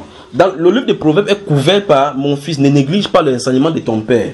Vous voyez cela, n'est-ce pas? Donc, les enfants ont des papas. Et le père terrestre est une image du père céleste. Maintenant, le titre du père en tant que titre religieux est réservé uniquement pour le Seigneur. Et regardez, dans Matthieu chapitre 6, il dit, quand vous priez, dites, notre Père qui est au ciel, que ton nom soit sanctifié. Donc, c'est le Père seul qui est au ciel, qui est saint. Donc, le seul Saint-Père, c'est Dieu. Donc, tu peux appeler ton mari mon père. Tu peux dire mon père, il n'y a pas de problème. Mais en tant que titre religieux, ça veut dire que ton mari est là, tu dis mon père. Mais un prêtre catholique, là, tu dis mon frère. Si c'est ton frère. Voilà, parce que je vais appeler le serpent aussi ton frère. Voilà. Donc, c'est vraiment dit que dans le livre, dans le contexte de Matthieu, vous voyez effectivement que c'était le cadre religieux. D'accord? Prenons le livre des Juges au chapitre 14. Juges. Aidez quelqu'un à trouver pour qu'on avance. Tout à l'heure, dans la première partie, nous avons vu comment dans le livre hébreu, il dit que d'abord, nos pères, selon la chair, nous ont châtiés, selon qu'il était venu présent pour nous amener à l'obéissance, non? Donc, gardez-vous à l'esprit que le titre père, un peu comme vous avez à l'école, vous avez les maîtres. Vous avez votre maître. Or, il a dit que n'appelez personne votre maître. D'accord? N'appelez personne un directeur, parce que vous avez un seul directeur, le Saint-Esprit qui est là. Maintenant, regardez, vous voyez effectivement que quelqu'un ne peut pas venir comme votre guide, que je suis votre guide. Parce que le guide, c'est le Saint-Esprit. Voilà. Donc, faites attention, quand le Seigneur parle, il parle dans le domaine religieux. On ne peut pas appeler un homme sur la terre mon Seigneur. En tant que titre religieux. Pourtant, Abraham était appelé mon Seigneur. N'est-ce pas si vous comprenez? Aidez maman là à trouver juge. Elle a fait chercher sa fatiguée, parce qu'elle a c'est pas dans sa Bible. Juge. Pas jude, pas jude, juge. Que Dieu bénisse. Demeurez dans les Saintes Écritures. Demeurez dans la parole.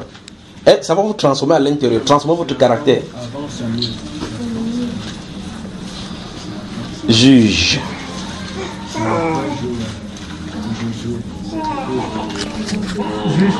Juge chapitre 14. Je vais seulement montrer quelque chose là-dessus, comme c'est la première question et on avance le moment. Donc j'espère qu'en sortant ici, chacun va savoir que s'il est brebis du Seigneur, Jésus a dit que tu vas entendre sa voix, que tu le veuilles ou pas. Si tu n'es pas brebis du Seigneur, il ne dit rien. Vous comprenez, n'est-ce pas? Amen. Allons-y, chapitre 14, verset 1 et suivant. Samson descendit à Timna.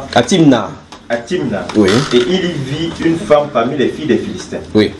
Lorsqu'il fut remonté, il le déclara à son père et à sa mère. Oui. Et il dit, j'ai vu à Timna une femme parmi les filles des Philistins, prenez-la maintenant pour ma femme. On dit qu'il est redescendu, il a dit à qui? À son père et sa mère. La même chose est dit de Jésus. Que quand il est rentré de Jérusalem, quand on a fini de le présenter au temple, Luc chapitre 2, il est rentré à Nazareth, il était soumis à son père et à sa mère, il grandissait en statut dans la sagesse. D'accord? Donc le titre père en tant que religieux est exclusivement réservé au Père céleste. Vous pouvez appeler votre papa, c'est votre papa normalement. Parce que papa veut dire père. Je veux dire voici mon père, voici ma mère. Mais quand vous touchez, vous quittez cette cadre-là, n'allez pas chez un prêtre, vous dites que voici le père. Ça c'est une abomination.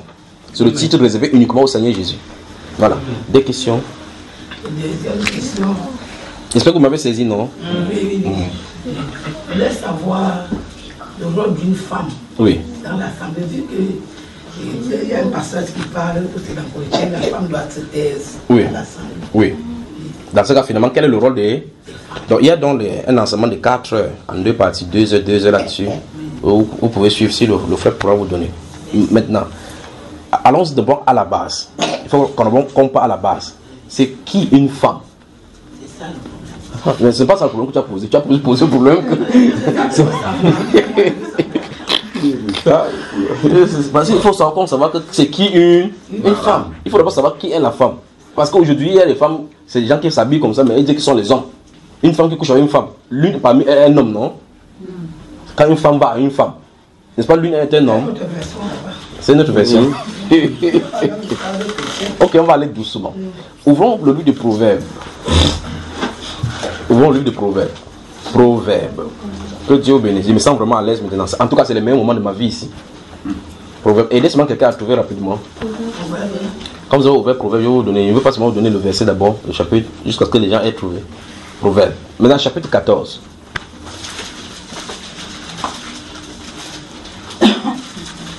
Ok.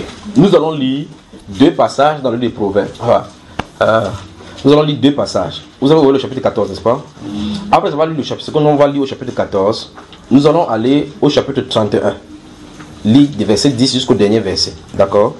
Et puis je vais parler. 14, verset 1 seulement. Allons-y. La femme sage bâtit sa maison et la femme insensée la renverse avec ses propres mains. Tout le monde vous y êtes, vous avez trouvé ça, vous avez vu? Alors au chapitre 31. Verset 10. Qui peut trouver une femme vertueuse? Oui. Elle a bien plus de valeur que les belles. Le cœur de son mari a confiance en elle et les produits ne lui feront pas défaut. Elle lui fait du bien et non du mal tous les jours de sa vie. Elle se procure de la laine et du lin et travaille d'une main joyeuse. Elle est comme un navire marchand. Elle amène son pain de loin. Elle se lève lorsqu'il est encore nuit. Et elle donne la nourriture à sa maison et la tâche à ses servants. Elle pense à un champ et elle acquiert. Du fruit de son travail, elle plante une vigne. Elle saigne de force ses reins et elle affermit ses bras. Elle sent que ce qu'elle gagne est bon. Sa lampe ne s'éteint point pendant la nuit. Elle met la main à la quenouille et ses doigts tiennent le fuseau. Elle tend la main au malheureux, elle tend la main à l'indigent. Elle ne craint pas la neige pour sa maison, car toute sa maison est vêtue de cramoisie. Elle se fait des couvertures. Elle a des vêtements de fin lin et de pourpre. Son mari est considéré au port lorsqu'il siège avec les anciens. Elle fait des chemises et les vend. Elle livre des ceintures aux marchands. Elle est revêtue de force et de gloire et elle se rit de l'avenir. Elle ouvre la bouche avec sagesse. Écoutez bien. Et des instructions aimables sont sur sa langue. Elle veille sur ce qui se passe dans sa maison et elle ne mange pas le pain de paresse. Ses fils se lèvent et la disent heureuse. Écoutez. Son mari se lève et lui donne des louanges. Plusieurs filles ont une conduite vertueuse. Écoutez. Mais toi, tu les surpasses toutes. La grâce est trompeuse. La beauté est vaine. La femme qui craint l'Éternel est celle qui sera louée. Récompensez-la du fruit de son travail et comporte ses œuvres là. Amen. Ok. Je vais commencer une phrase et je veux que vous la terminez avec moi, d'accord? Celui qui trouve une femme a trouvé. Car c'est un. C'est un don de l'Éternel. Ok. Combien sont les femmes dans cette salle? Si vous êtes une femme ici, dans cette salle, levez un peu la main, je veux dire. Voilà. Donc, vous êtes les femmes, n'est-ce pas? Les autres, les femmes. C'est pas les femmes. Toi, tu es une femme, mon frère. Si elles ne lèvent pas, c'est qu'elles ne sont pas concernées, c'est qu'elles ne sont pas des femmes. D'accord? Voilà. Voilà. Si vous êtes des femmes, ça veut dire que vous vous reconnaissez comme femme. Voilà. Maintenant, la Bible déclare que celui qui trouve une femme a trouvé le bonheur. Vous pensez que tout le monde qui se marie sont dans le bonheur? Non. Ils ont trouvé quoi, la tigre ou bien quoi? La Bible déclare que vaut mieux habiter à l'angle d'un toit qu'avec une femme querelleuse. Maintenant, la Bible nous présente donc deux styles de femmes. Proverbe chapitre 14, verset 1. La femme sage bâtit sa maison, mais l'insensée, c'est-à-dire la femme insensée, la renverse de ses propres mains. Donc la Bible nous a présenté deux femmes. Depuis la Genèse, la Bible nous présente deux femmes. À la fin de l'Apocalypse, la Bible nous présente deux femmes. Ces deux lignées de femmes-là vont traverser dans le Saintes Écritures, au travers de Sarah, aller avec Agar, continuer avec Athalie, Jézabel, et ainsi de suite, aller avec Marie. Et puis, vous allez voir maintenant cette bête-là. Dans le livre d'Apocalypse, vous voyez, Apocalypse chapitre 17, une femme, la mystère, à Babylone, la femme, la prostituée qui est assise sur les eaux. De l'autre côté, vous allez voir mystère de cette église-là, Santa Niri, l'épouse de l'agneau. Voilà comment ça finit. Alors, vous, en tant que femme, vous êtes une représentation de ces deux femmes sur la terre. Les hommes n'ont pas de difficultés. On n'a jamais dit dans la Bible qu'on veut les hommes vertueux. On cherche la femme vertueuse. C'est pour ça qu'il pose la question, c'est qui donc la femme? Parce que tu demandes quel est le rôle, la place de la femme donc dans les Saintes Écritures ou bien dans l'église. Il faut donc qu'on comprenne que non, ça c'est un état. La Bible dit que quand on dit se tais, toi, tu te tais, non? Quand la Bible dit que tu dois te taire, tu dois te taire. On ne discute pas. Mais alors, si tu te tais, donc, qu'est-ce que tu es censé faire? C'est une autre question là-bas. Donc, la Bible a donné une recommandation que la femme écoute l'instruction en silence. Je ne permets pas à la femme d'enseigner, mais qu'elle doit devenir dans le silence aussi, comme aussi dit la loi. Comme la Bible a dit ça, on ne peut pas faire autrement. C'est la Bible qui a dit. Si tu te fâches n'importe comment, tu vas t'expliquer avec Dieu. D'accord. Maintenant, la question maintenant c'est, ok, effectivement, dans l'église, donc, quel est donc son rôle? C'est là qu'il faut regarder.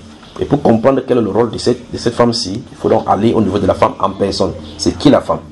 Parce qu'on va se retrouver avec une ambiguïté si on continue sans comprendre cela. Vous allez retrouver, j'ai parlé de deux styles de femmes. Vous avez lu le livre d'Esther, n'est-ce pas? Dans Esther chapitre 1, les deux femmes sont distinctement présentées. Une femme qui peut avoir tout, Vasti, et qui peut désobéir à son mari, qui est son chef. À cet instant de la désobéissance, elle est disgracée. Une autre femme soumise est élevée par le Seigneur pour le placer au lieu où on ne s'attendrait pas. Esther. Donc, vous êtes soit une représentation de Vashti, soit une représentation d'Esther. Dites-moi laquelle des deux d'abord, parce que vous prenez une des femmes, je vous explique ce qu'elle dit dans la Bible par rapport à elle. Vous prenez l'autre groupe, il vous dit ce que la Bible attend d'elle et ce qu'elle doit faire. Donc, quand tu dis que quelle est la place de la femme, laquelle? Répondez-moi donc, je vous avance. Parce que dans l'église, c'est toujours deux catégories de femmes. La prostituée, qui a pour grand-mère la grande prostituée dont on voit Apocalypse 17. Et de l'autre, encore une femme. Réjouissez-vous cieux, et vous qui habitez dans les cieux, car les noces de l'agneau sont venues et son épouse s'est préparée. Il lui a été donné de se revêtir de fins lait éclatants purs. Les fins lait éclatants purs sont les œuvres justes des saints. Ce qui dit dans Apocalypse chapitre 19, verset 6 à 9. Donc, soit vous êtes dans Apocalypse chapitre 19, verset 6, où vous êtes la représentation physique de cette femme, ou bien vous êtes la représentation du chapitre 17. Choisissez d'abord laquelle que vous voulez que j'en parle. Esther. Je parle pour la femme Esther. Ok. Je parle de... Non, je dis c'est ça qu'elle a répondu. Elle a posé la question. C'est ça. Non, le problème c'est qu'elle a dit la femme. Si elle est vraiment comment elle est en train de poser des questions. Ok, donc je crois que c'est mieux que elle ça. a posé des questions, elle a dit que la femme c'est Thèse. Oui. Donc c'est ça qu'elle voulait mieux comprendre. Ok, donc c'est sûr la femme c'est Thèse ou bien quel est son rôle?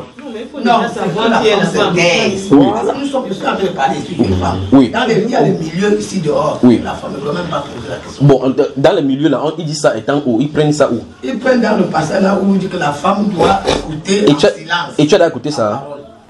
Et tu as écouté ce qu'on a dit là? Je suis contre ça, je veux écouter frère, que tu m'expliques. Ok, tu es contre ce que la Bible dit là? Non, pas ce que la Bible dit là, parce que les frères là disent qu'on doit se taire. Mais est-ce que c'est eux qui disent? C'est la Bible qui dit ou c'est eux? C'est la Bible qui dit, moi en tant que femme, oui. je suis en train de parler, nous sommes en assemblée ici. Oui. La femme là-bas, tu ne pries même pas. Voilà, attends maman, En tant que femme. on va aller vraiment doucement. Oui. Ça c'est très intéressant maintenant. Donc on va toucher ça et puis toucher maintenant les styles des femmes. D'accord? Alors dis-nous. Tu as dit d'abord, tu n'es pas d'accord avec ça. Tu n'es pas d'accord avec ce qu'eux ils disent, ou bien ce que la Bible dit. Non, je ne suis pas d'accord, je suis d'accord avec ce que la Bible dit. Que la Bible dit que quoi? La Bible dit que la femme doit se taire. Donc tais-toi alors. Ah, mais ça me c'est pertinent, hein. Parce que si on veut, ne viens pas, c'est sérieux. Non. Oui. C'est sérieux pourquoi? Oui. Je m'explique. Oui. C'est sérieux parce que j'ai cru dans ma famille, en tant qu'une femme. Oui. Mon mari ne croit pas au Seigneur. Au Seigneur. Et au début de ma foi, je ne pouvais pas. On dit que la femme doit aller demander à son mari à la maison. Oui. S'il ne comprend pas quelque chose. Oui. Je partais vers les frères, je les jeûnais. Oui. À midi comme ça, parce que je dois attendre pour aller demander que frère, je posais beaucoup de questions. On dit, ouais, frère, je viens d'arriver, je suis fatigué. Oui. Je trouve même le frère en train de manger avec son mari. Je ne peux pas librement parler. Oui. Je rentre à la maison, mon mari me persécute aussi en son temps que je suis. En même temps, il faut comprendre cela. Je prie maintenant Dieu. Dieu a commencé à se manifester personnellement dans ma vie. Maintenant, quand Dieu a commencé à se manifester, il y avait certaines paroles que moi je ne connaissais même pas, mais que c'était dans la Bible. Que je pouvais même donc parler. Et puis le frère me dit que c'est dans tel passage. Alors, sur la mesure dans le Seigneur, maintenant, il y a que s'il est donc à un niveau. Là, on a commencé à prêcher par rapport aux femmes, mais ce n'était pas très strict. Mais ce dernier temps, étant dans la famille, il y en a mes frères qui ont compris la parole à un niveau, se sont détachés pour aller dans certaines églises dont j'ai assisté, comme celle qui vient aussi écouter la parole. Et après avoir écouté la parole, quand on a dit qu'on prie, j'ai élevé la voix pour prier. Le frère a pris directement le passage là. Tu as balancé ça sur ta face comme ça. Oui, j'ai dit que papa, si c'est à cause de la prière, il dit que exactement, c'est à cause de ça que tu dois te taire. J'ai dit alors à mon frère que ben, nous sommes où? Je voulais bien comprendre. Bon, on va y aller doucement maintenant. On va aller vraiment doucement. La Bible dit que les envoyés de Dieu disent les paroles de Dieu. Jésus a dit qu'il ne sera pas auteur un seul iota de ces écritures-là. Donc si la parole a dit, s'il arrive que c'est exactement que la parole dit que tu dois te taire, c'est que tu n'as pas le choix que de te taire, même si tu as l'envie de parler un peu comment, tu dois quand même te taire. Si c'est ça qu'on voit. Si on découvre maintenant que c'est autre chose, alors maintenant tu peux parler maintenant, prendre le microphone. J'avance alors, on parle. J'avance alors. Dans le livre de Proverbes chapitre 30, dans le verset 5 et verset 6, non, tu n'as pas bien compris. Jean a dit que quand on va entrer dans les Saintes Écritures, là, on n'a que deux possibilités. Soit la Bible te dit de te taire, ou bien ça te dit de parler. Dans l'un et dans l'autre cas, tu dois te soumettre. Donc il faut vraiment qu'on découvre ce qu'elle dit. Voilà. Dans le livre des Proverbes, chapitre 30, dans le verset 5 et 6, la Bible déclare: n'ajoute rien à ces paroles de peur qu'il ne te reprenne et que tu ne sois trouvé menteur. On ne doit pas ajouter la parole de Dieu. Et on ne doit pas prêcher non plus la parole de Dieu pour plaire à quelqu'un, parce que c'est Dieu qui va nous juger tous. Voilà. Maintenant, tu vois, si j'expliquais ces deux styles de femmes, tu vas comprendre le pourquoi Dieu te recommande ce que tu viens de dire là. Ça se trouve dans cette chose-là. Ouvrons donc 1 Corinthiens chapitre 14. 1 Corinthiens chapitre 14. Quand vous allez ouvrir, vous me regardez maintenant. Je vais vous poser des questions, vous me répondez. Vous qui êtes ici. Ok. 1 Corinthiens chapitre 14. Que Dieu vous bénisse. Si vous voyez que vous êtes fatigué, je vous donne une pause de 5 minutes. Vous décontractez et puis on continue. Parce que certainement, on a des gros morceaux. Et puis je veux que vous épuisez toutes vos questions d'abord. Toutes vos questions. On est là, bientôt à 19h, il n'y a pas de problème. Et puis on avance maintenant, il vous donne maintenant ce que je suis, c'est pourquoi il me fait positionner ici aujourd'hui. Vous êtes à 1 Corinthiens 14, je vous pose la question. Maintenant regardez-moi, comme vous avez 1 Corinthiens 14, maintenant je vous pose la question. Montrez-moi une femme pasteur dans les Saintes Écritures. Vous êtes dans ta version, il y a. Montrez-moi une femme apôtre. Tu as parlé. Montrez-moi une femme évangéliste. Dans l'église du Seigneur, montrez-moi une femme prophétesse. Dans l'église du Seigneur, montrez-moi une femme prophétesse dans les Saintes Écritures. Une. C'est en français, il parle, non? Dans les Saintes Écritures, montrez-moi dans l'église du Seigneur une femme prophétesse. Une. Dans l'église du Seigneur, montre-moi une femme prophétesse. Maintenant, doucement. Doucement. Nous avons les Saintes Écritures, non? Amen. Et toute question biblique a une réponse. Ah. Alors, remarquez que toutes les questions que vous allez me poser, je vous envoie dans les Saintes Écritures. Alors, suivez d'abord mes questions. Y a-t-il une femme prophétesse, une femme apôtre, pasteur? Fermez le téléphone que ça ne vous distrait pas, parce que Satan va utiliser ça pour vous distraire. Fermez le téléphone que ça ne vous distrait pas. Fermez. On y va. Y a-t-il une femme pasteur? Y a-t-il une femme évangéliste? Y a-t-il une femme docteur? On va maintenant s'intéresser sur les prophétesses. Y a-t-il dans l'église du Seigneur une femme prophétesse? Pas encore écrit. C'est pas encore écrit. Comment ça, point d'interrogation? Il y a 5 éléments. J'ai cité 4, vous avez dit non. J'ai fait exprès de citer l'autre en dernier parce que normalement après apôtre, je vais citer directement cela. Donc j'ai fait exprès de citer en dernier pour qu'on examine. Dans l'église du Seigneur, y a-t-il un apôtre, femme? Non. Pasteur? Évangéliste? Non. Docteur? Non. Prophétesse? Pas encore lui, ou bien il y a ou il n'y a pas. Parce qu'il n'y a que deux possibilités, soit il y a pas. Si vous avez dit qu'il n'y a pas de femme apôtre, ça veut dire que vous n'avez pas vu ça, n'est-ce pas? Ok. Maintenant, gardez-vous à l'esprit, c'est pour cela que c'est la Bible que vous avez devant vous. Si vous ne la comprenez pas, c'est le temps maintenant de rester mettre à genoux et prier devant le Seigneur. Ceci, c'est la religion, c'est notre système religion, des dénominations qui a essayé de bouleverser les choses. Je vais expliquer avant de toucher vraiment le point. Il faut qu'on aille doucement. Je vais vraiment aller doucement. Alors, la Bible déclare dans Éphésiens au chapitre 5, verset 11, qu'étant monté, il a fait des dons aux hommes. Il a fait les uns comme apôtres, les autres comme non, je suis 5 par exprès, d'accord? C'est les 5 dons ministériels, d'accord? 5 dons ministériels. Les uns comme apôtres, les autres comme prophètes, les autres comme docteurs, évangélistes et pasteurs. Il dit pour le perfectionnement. Regardez-vous le ministère pastoral. C'est ça qu'il est en train de dire. Pour le perfectionnement des saints en vue de l'œuvre de leur ministère et de l'édification du corps de Christ. Alors je commence. 1. Y a-t-il d'apôtres femmes? Non. Donc nous sommes unanimes ici qu'il n'y a pas d'apôtres femmes. 2. Y a-t-il donc les évangélistes femmes dans les Saintes Écritures? Non. Gardez vers l'esprit la réponse que vous allez donner. Y a-t-il des docteurs femmes dans les Saintes Écritures? Non. Y a-t-il dans l'église du Seigneur Jésus-Christ des pasteurs femmes? Non. Arrêtons dans la prophétesse. Y a-t-il dans l'église du Seigneur Jésus-Christ une seule prophétesse que vous connaissez? Non. Si vous connaissez, donnez le nom. Ou mieux encore la référence. Ça ne se trouve pas? Non. C'est que nous avons le problème aujourd'hui. Bon, maintenant, vous allez regarder, laissez la Bible, maintenant on va regarder à l'extérieur. À Douala, y a-t-il des femmes apôtres?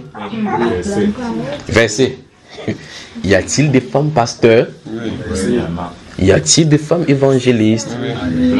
Y a-t-il des femmes docteurs? Y a-t-il des femmes prophétesses? Vous avez deux Bibles maintenant. Soit la Bible de l'extérieur est vraie et celle-ci est fausse. Soit celle-ci est fausse et celle-là qui est vraie. Vous voulez comprendre quelle Bible? Celle de l'extérieur ou celle de l'intérieur? Celle de l'intérieur. Laquelle est vraie? Celle-ci ou bien ce qui est à l'extérieur? Alors donc ça veut dire que nous allons sur la base du fait que c'est la Bible qui dit la vérité. La question c'est d'où vient cela? Est-il origine d'où? Je vais prendre cela, ça c'est dans le milieu pentecôtiste et réveillé. Je vais tourner vers le catholique. Vous avez entendu des archevêques? Un archevêque. Vous avez comment? Vous avez entendu? Vous avez dit ça dans les Saintes Écritures? Vous avez vu un monseigneur? Vous avez vu ça dans les Saintes Écritures? Un cardinal? Vous avez vu ça dans les Saintes Écritures? Un pape? Vous avez vu ça dans les Saintes Écritures? Donc les pentecôtistes et les réveillés sont identiques aux catholiques. Que vous l'admettez ou non, parce qu'il faut qu'on le juge d'après les Saintes Écritures. D'après les Saintes Écritures, il n'y a pas d'apôtre femme, tout comme il n'y a pas de cardinal. Si vous justifiez que non, nous pouvons faire ceci, le catholique justifiera de la même façon sur la base de ce que vous faites. Alors qu'est-ce qu'il faut que ce soit stable? C'est les Saintes Écritures. Toute parole de Dieu est éprouvée, dit les Saintes Écritures. N'ajoute rien à ces paroles, de peur qu'ils ne te reprennent et que tu ne sois trouvé menteur. Et Jésus dit, rien ne doit y être ajouté, rien ne doit être retranché. Alors ça veut dire que nous sommes allés donc sur la base fausse. Beaucoup de personnes créent leur ministère en fonction des États-Unis. Dieu est américain, il est anglophone. Ok, donc ça veut dire que Dieu est Dieu et sa parole est vérité, n'est-ce pas? Dans le livre de Matthieu chapitre 28, versets 18 et 19, le Seigneur Jésus dit, tout pouvoir m'a été donné dans les cieux et sur la terre. Allez, faites de toutes les nations les disciples, les baptisant au nom du Père, du Fils, Saint-Esprit, puis dit, et enseignez-leur votre théologie. Amen. Et enseignez-leur votre théologie. Amen. Et enseignez-leur. Enseignez-leur tout ce que j'ai vous ai enseigné. Donc, les enseignements des apôtres bibliques sont des répliques des enseignements christiques. Nous sommes d'accord? Maintenant, regardons dans l'enseignement christique de Christ selon ce que nous venons de dire sur le choix des différents ministères. Quand Christ, lui, il était sur la terre, combien d'apôtres avait-il quand il marchait? Femmes. Combien d'évangélistes? Des diacres? Des pasteurs? Alors, ceux qui servent Dieu maintenant, une femme qui dit elle est apôtresse, là, elle sort d'où? Comment, maman? C'est toi qui as dit ça. Applaudissons pour elle alors.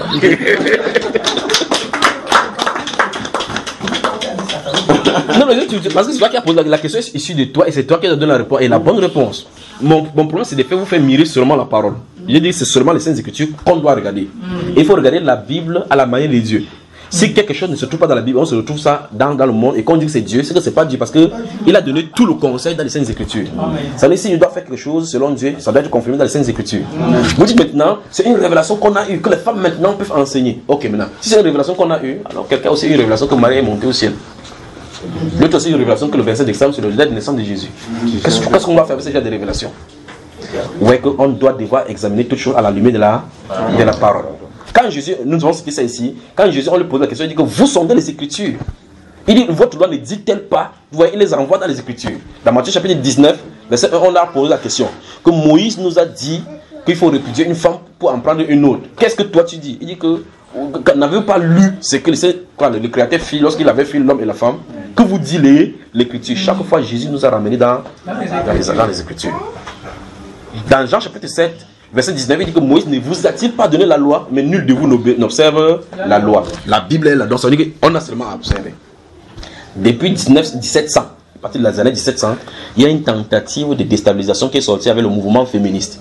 Et ça a touché les sociétés. Toucher les sociétés, c'est entrer dans l'église. Au point où, dernièrement, en France, il y a eu débat maintenant, le conclave pour voir si dans l'église protestante, il faut qu'on commence à consacrer les femmes pasteurs. Vous voyez, le fait qu'on débat même que est-ce qu'on peut les consacrer les femmes pasteurs montre que ça ne doit pas se faire. Parce que la parole de Dieu n'amène pas de débat.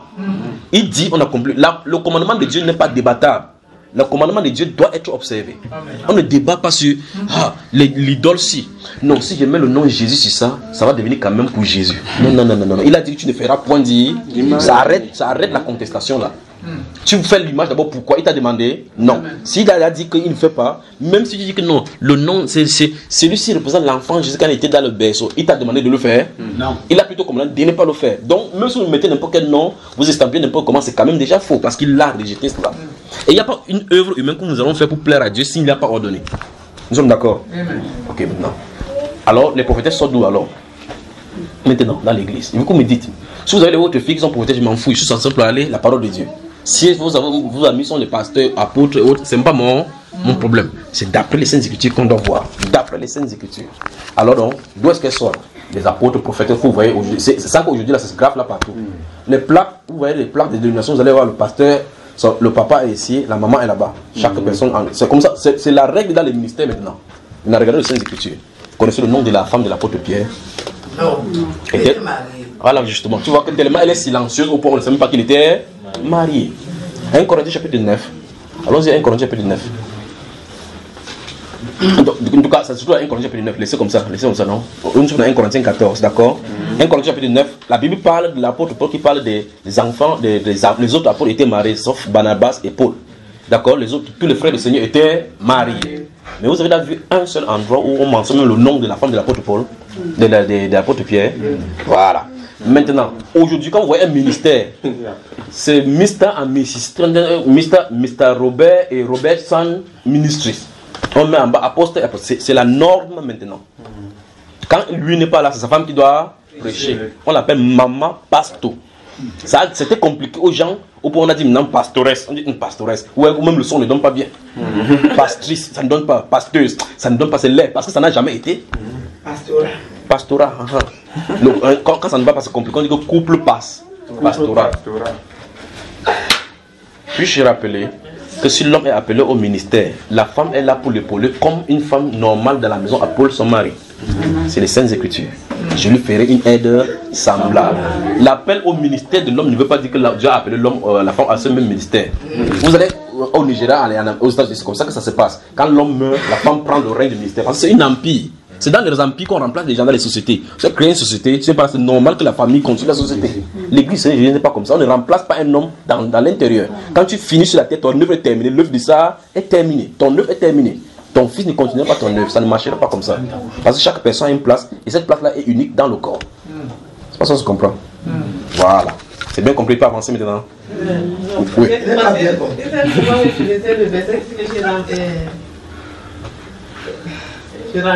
Remplis mon ministère. Je répandrai. Oui, de mon esprit. Non, on arrive, ne vous inquiétez pas. Ne vous inquiétez pas. J'ai dit ceci. Le pasteur ne peut pas mourir. Si son œuvre est finie. C'est terminé. Et les pasteurs qui aujourd'hui, s'ils ne sont pas là, c'est leurs fils qui deviennent les pasteurs, ils créent des églises, ils mettent maintenant leurs fils comme en tête. Oui. Pasteur, tu vas regarder, grand frère, petit frère. Le ministère ici. Même l'épouse de la femme, le beau-frère là-bas ou la batterie. Oui. La dîme et les offrandes sont coordonnées par la famille. Il faut que ce soit les membres de famille. Et on dit toujours que ce n'est pas une église, c'est l'empire. Non, c'est un esprit qui les conduit justement. C'est un esprit qui les conduit. Pas l'esprit de Dieu, parce que l'esprit de Dieu conduirait les gens dans la parole. Il dit l'esprit vous conduira dans toute la vérité. Est-ce la vérité que la femme est apôtre? C'est pas le Saint-Esprit qui les conduit. Même si vous dites n'importe quoi. Même si elle dit ce qui est vrai, c'est pas le Saint-Esprit. Parce que le Saint-Esprit ne régnerait pas sa propre parole. Voilà. Alors donc, ce sont des empires. C'est dans les sociétés, c'est dans les sociétés humaines qu'on remplace les gens dans leurs fonctions. La société de Dieu, ou bien encore l'église du Seigneur, n'est pas remplaçable. Il n'y a pas un poste à pouvoir là-bas. Les postes sont prédestinés. Et ce n'est que la personne qui doit occuper ce poste qui doit le faire. Et lorsqu'il a fini son poste, la mission est remplie, est totalement remplie. C'est irremplaçable, on ne peut pas compléter. Vous êtes d'accord? C'est exactement comme ça. Regardez cette maison-ci. La Bible typifie le corps de Christ comme étant une maison. Il y a des gens qui font la vitre, il y a des gens qui font le carreau. Vous entendez quelqu'un vient chez vous dire qu'il peut tout faire comme ça dans la maison seul. Fuyez cette personne-là. Parce que c'est un bricoleur. Celui qui fait la vitre, fait la vitre. Celui qui fait le carreau, fait le carreau. Celui qui met la peinture, met la peinture. L'électricien met l'électricité. Chaque personne a ça. Alors quand on prend cette maison-ci, peut-être s'il y a 4 choses à faire dans cette maison, c'est 4 personnes différentes ont travaillé. Et vous finissez comme ça. Et puis quelqu'un qui vend le soya dit que dans votre maison, vous vendre le soya. Il y a la place du soya ici dedans. Non. Ça ne peut pas marcher. Parce qu'il y a un temps, il y a une chose que chaque personne doit réaliser pour que la maison soit coordonnée. Il y a des gens qui mettent la fenêtre, d'autres qui mettent les tôles, d'autres qui font le carreau. Quand tout le monde a fini de faire comme ça, la maison est complète. Si celui-là a mis le carreau, dit qu'il n'est pas là maintenant, qu'il met encore le carreau est déjà mis. C'est terminé. Amen.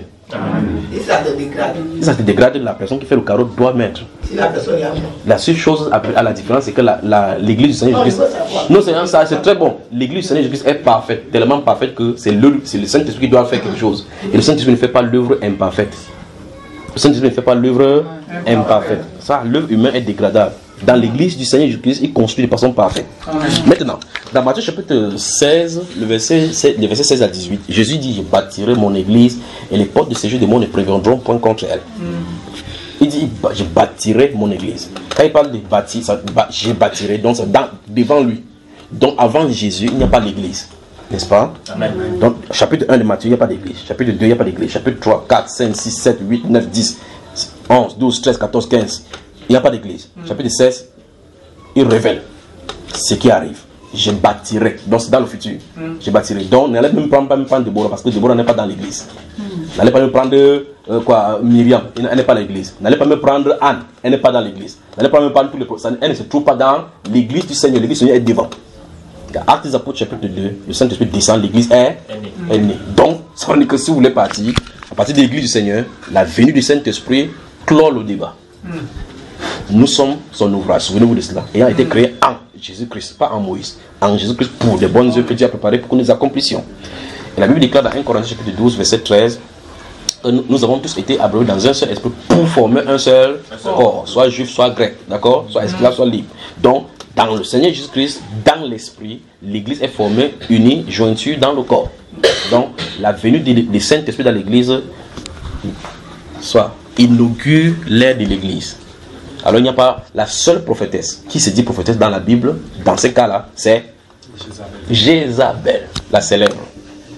Donc, on peut dire sans risque de se tromper. Qu'est-ce que quelqu'un s'est érigé le titre de prophétesse? Elle est la fille de Jézabel, dit la Bible. Ça peut choquer, mais c'est quand même la vérité. Parce qu'on a dit d'elle qu'elle se dit prophétesse, elle enseigne en séduisant même. Pas étonnant que tous celles-là ont l'esprit de séduction. Tu peux continuer? Oui. Voilà. Donc, ouais, pourquoi il était nécessaire de tracer ces deux femmes-là, les typifier, les présenter d'abord, pour savoir laquelle est soumise à la parole de Dieu. Parce qu'il y a une qui est désobéissante, une qui est soumise. Et la soumission à son mari montre clairement comment elle est soumise au Seigneur. L'autre ne veut pas entendre parler de l'autorité de son mari. Vashti, ou bien encore Jézabel, ainsi de suite que vous voulez. C'est un peu qui prend les commandes, comme le cas de Jézabel. Mais pour celle qui est là au Seigneur et qui est restée silencieuse, comme le cas de Sarah, qui ne prend pas les devants, se soumet à son mari, il appelle son Seigneur. C'est le type de l'église là-bas, l'église épouse. Il peut avancer maintenant. Verset 33. Nous sommes au chapitre 14. Je crois que les jalons sont bien mis maintenant. Ça veut dire que vous et moi, nous avons admis que notre référence n'est pas à l'extérieur de la Bible, c'est à l'intérieur de la Bible. Ça suppose que si la Bible dit quelque chose, nous, on n'a pas le choix que de dire Amen. Même si ça te fait mal dire Amen en pleurant même. Mais quand même, tu dois quand même dire Amen, parce que c'est la parole de Dieu. Verset 33. Car Dieu n'est pas un Dieu de désordre, mais de paix, oui, comme dans toutes les Non, ta version n'est pas bonne. Comme dans l'église de Corinthe. Est-ce qu'on a dit toutes les églises? Comme toutes les églises. Comme dans toutes les églises. Attends, est-ce que maman est là-bas? Tu es là-bas, maman? Verset 33. Vous voyez, il faut qu'on lise, qu'elle voie ça dans sa Bible, parce que c'est sa Bible là-bas, c'est pas la Bible de quelqu'un d'autre. 1 Corinthiens chapitre 14. Nous sommes au verset 33. Car Dieu n'est pas un Dieu de désordre, mais de paix. Il y a un point là-bas. Puis il y a un point. Car Dieu n'est pas un Dieu de désordre, mais de paix. Puis lis dans ta version, maman. Car Dieu n'est pas un Dieu de désordre, mais de paix. Oui. Comme dans toutes les églises des saints. Oui. Comme dans toutes les églises des saints. Que la suite. Que les femmes se taisent dans les assemblées. Stoppons la bosse. Non, doucement. On va aller doucement. Comme dans certaines églises des saints. C'est ce qui est écrit, non? Non. Que les femmes. Non. En haut, la partie B du chapitre 30, du verset 33. Après, car Dieu n'est pas un Dieu de désordre, il y a un point. Il dit quoi? Comme dans toutes les autres églises. Dans toutes les églises. Soulignez alors dans votre Bible, dans toutes les églises. On fait d'abord des commentaires avant d'avancer. On ne bouge pas comme ça. Le but n'est pas de lire les Écritures tout simplement. Donc soulignez d'abord et puis on avance. Soulignez dans toutes les églises des saints. Bon, maintenant. Elle a des souvenirs dans son cœur. Attendez que ça souligne d'abord dans son cœur. Que ça entre de lumière dans son... Donne-lui le studio à la maman. Voilà. Comme dans toutes les églises des saints. Parce que il y a une recommandation qui doit être donnée. Il faut vraiment qu'on identifie ceux à qui la recommandation est d'abord donnée. Pour qu'on comprenne si ça nous concerne ou pas. Maintenant, maman, tu as souligné, et je crois que vous avez souligné aussi. C'est quoi l'église? La Bible définit l'église comme étant quoi? L'épouse du Seigneur. Ou encore le corps de Christ. Ou encore l'ensemble des chrétiens sauvés, n'est-ce pas? Il dit comme dans certaines églises des saints. C'est ça? Non. Il a dit quoi? Comme dans toutes les églises. Non mais je vais me rassurer vraiment. Si c'est vraiment ça, ça veut dire que ça nous concerne ici. Oui. Ça veut dire que la recommandation qu'on va dire par la suite là concerne ici parce que nous sommes l'église des saints. Faisons-nous partie de l'église des saints. Amen. Ça veut dire que nous sommes inclus là-dedans, n'est-ce pas? Parce qu'il a dit comme dans toutes les églises des saints.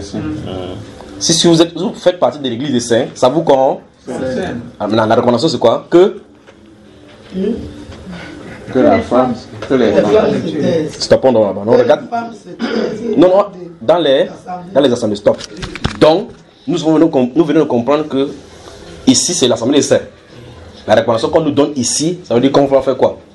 Que les femmes se taisent. Donc, ça veut dire que ce n'est pas le problème de ces frères dont tu as parlé qui sont actuels à la maison, dit ça. Je ne me tais pas depuis que je suis en train de parler. C'est une désobéissance donc. Parce que de la même façon, si quelqu'un ici l'a débuté dans la fornication. Absolument. Bon, ça va. C'est vrai que je me tais. Non, on a deux partager. Parce que Dieu a dit que les femmes se taisent. Et c'est tout Dieu qui a donné la grâce à la femme de croire à l'évangile. Et la femme peut comprendre l'évangile pour mieux marcher comme Dieu veut. Je pose la question, tu dis que tu es libre, vous êtes libre de poser les questions. Je pose la question maintenant, c'est toi qui dis que je dois me taire. Ma soeur, mais je ne comprends rien. Ma soeur, tu dois comprendre. C'est ta Bible là-bas. Oui. Et comme Dieu a dit, c'est définitif. Dieu a commencé par dire qu'il n'est pas un Dieu de confusion. S'il y a confusion, ça vient de nous. Donc, si toi, tu avais déjà reçu l'enseignement que la femme doit se taire, tu saurais que quand il dit que poser des questions, ça ne te concerne pas. Non, ne pose des questions. Si tu avais reçu l'enseignement de la bonne façon. Je viens alors pour faire quoi? Pour écouter seulement. Ce n'est pas cela. Quand ils se rassemblaient là-bas. Je ne suis pas la seule qui a posé la question. Avant moi, il y a eu des femmes qui ont posé. Il n'y a même pas vu un homme qui avait posé des questions. Depuis que nous sommes là. Est-ce qu'elle peut alors parler? Vous allez. Il n'est pas question de toi et les Écritures. Il est question de l'Écriture de Dieu qui doit être dispensée afin que les gens écoutent les instructions pour vivre d'après. Je recommence encore ce qu'il a dit. Enseignez-leur à observer. Le but que les apôtres ont envoyé, c'est que vous enseignez à vous à observer. À observer tout ce que Jésus a prescrit. Lis le verset 37 alors.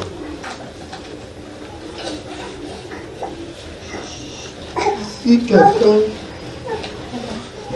quelqu'un doit être prophète ou inspiré, qu'il reconnaisse que ce que je vous écris est un commandement du Seigneur. Et si quelqu'un ignore, qu'il ignore. Voilà. Donc voilà ce que le verset 37 dit. Que si quelqu'un croit être prophète ou inspiré, qu'il reconnaisse que ce que je vous écris est un commandement du Seigneur. C'est ce Seigneur qui a dit, allez leur enseigner. Il donne les détails de l'enseignement.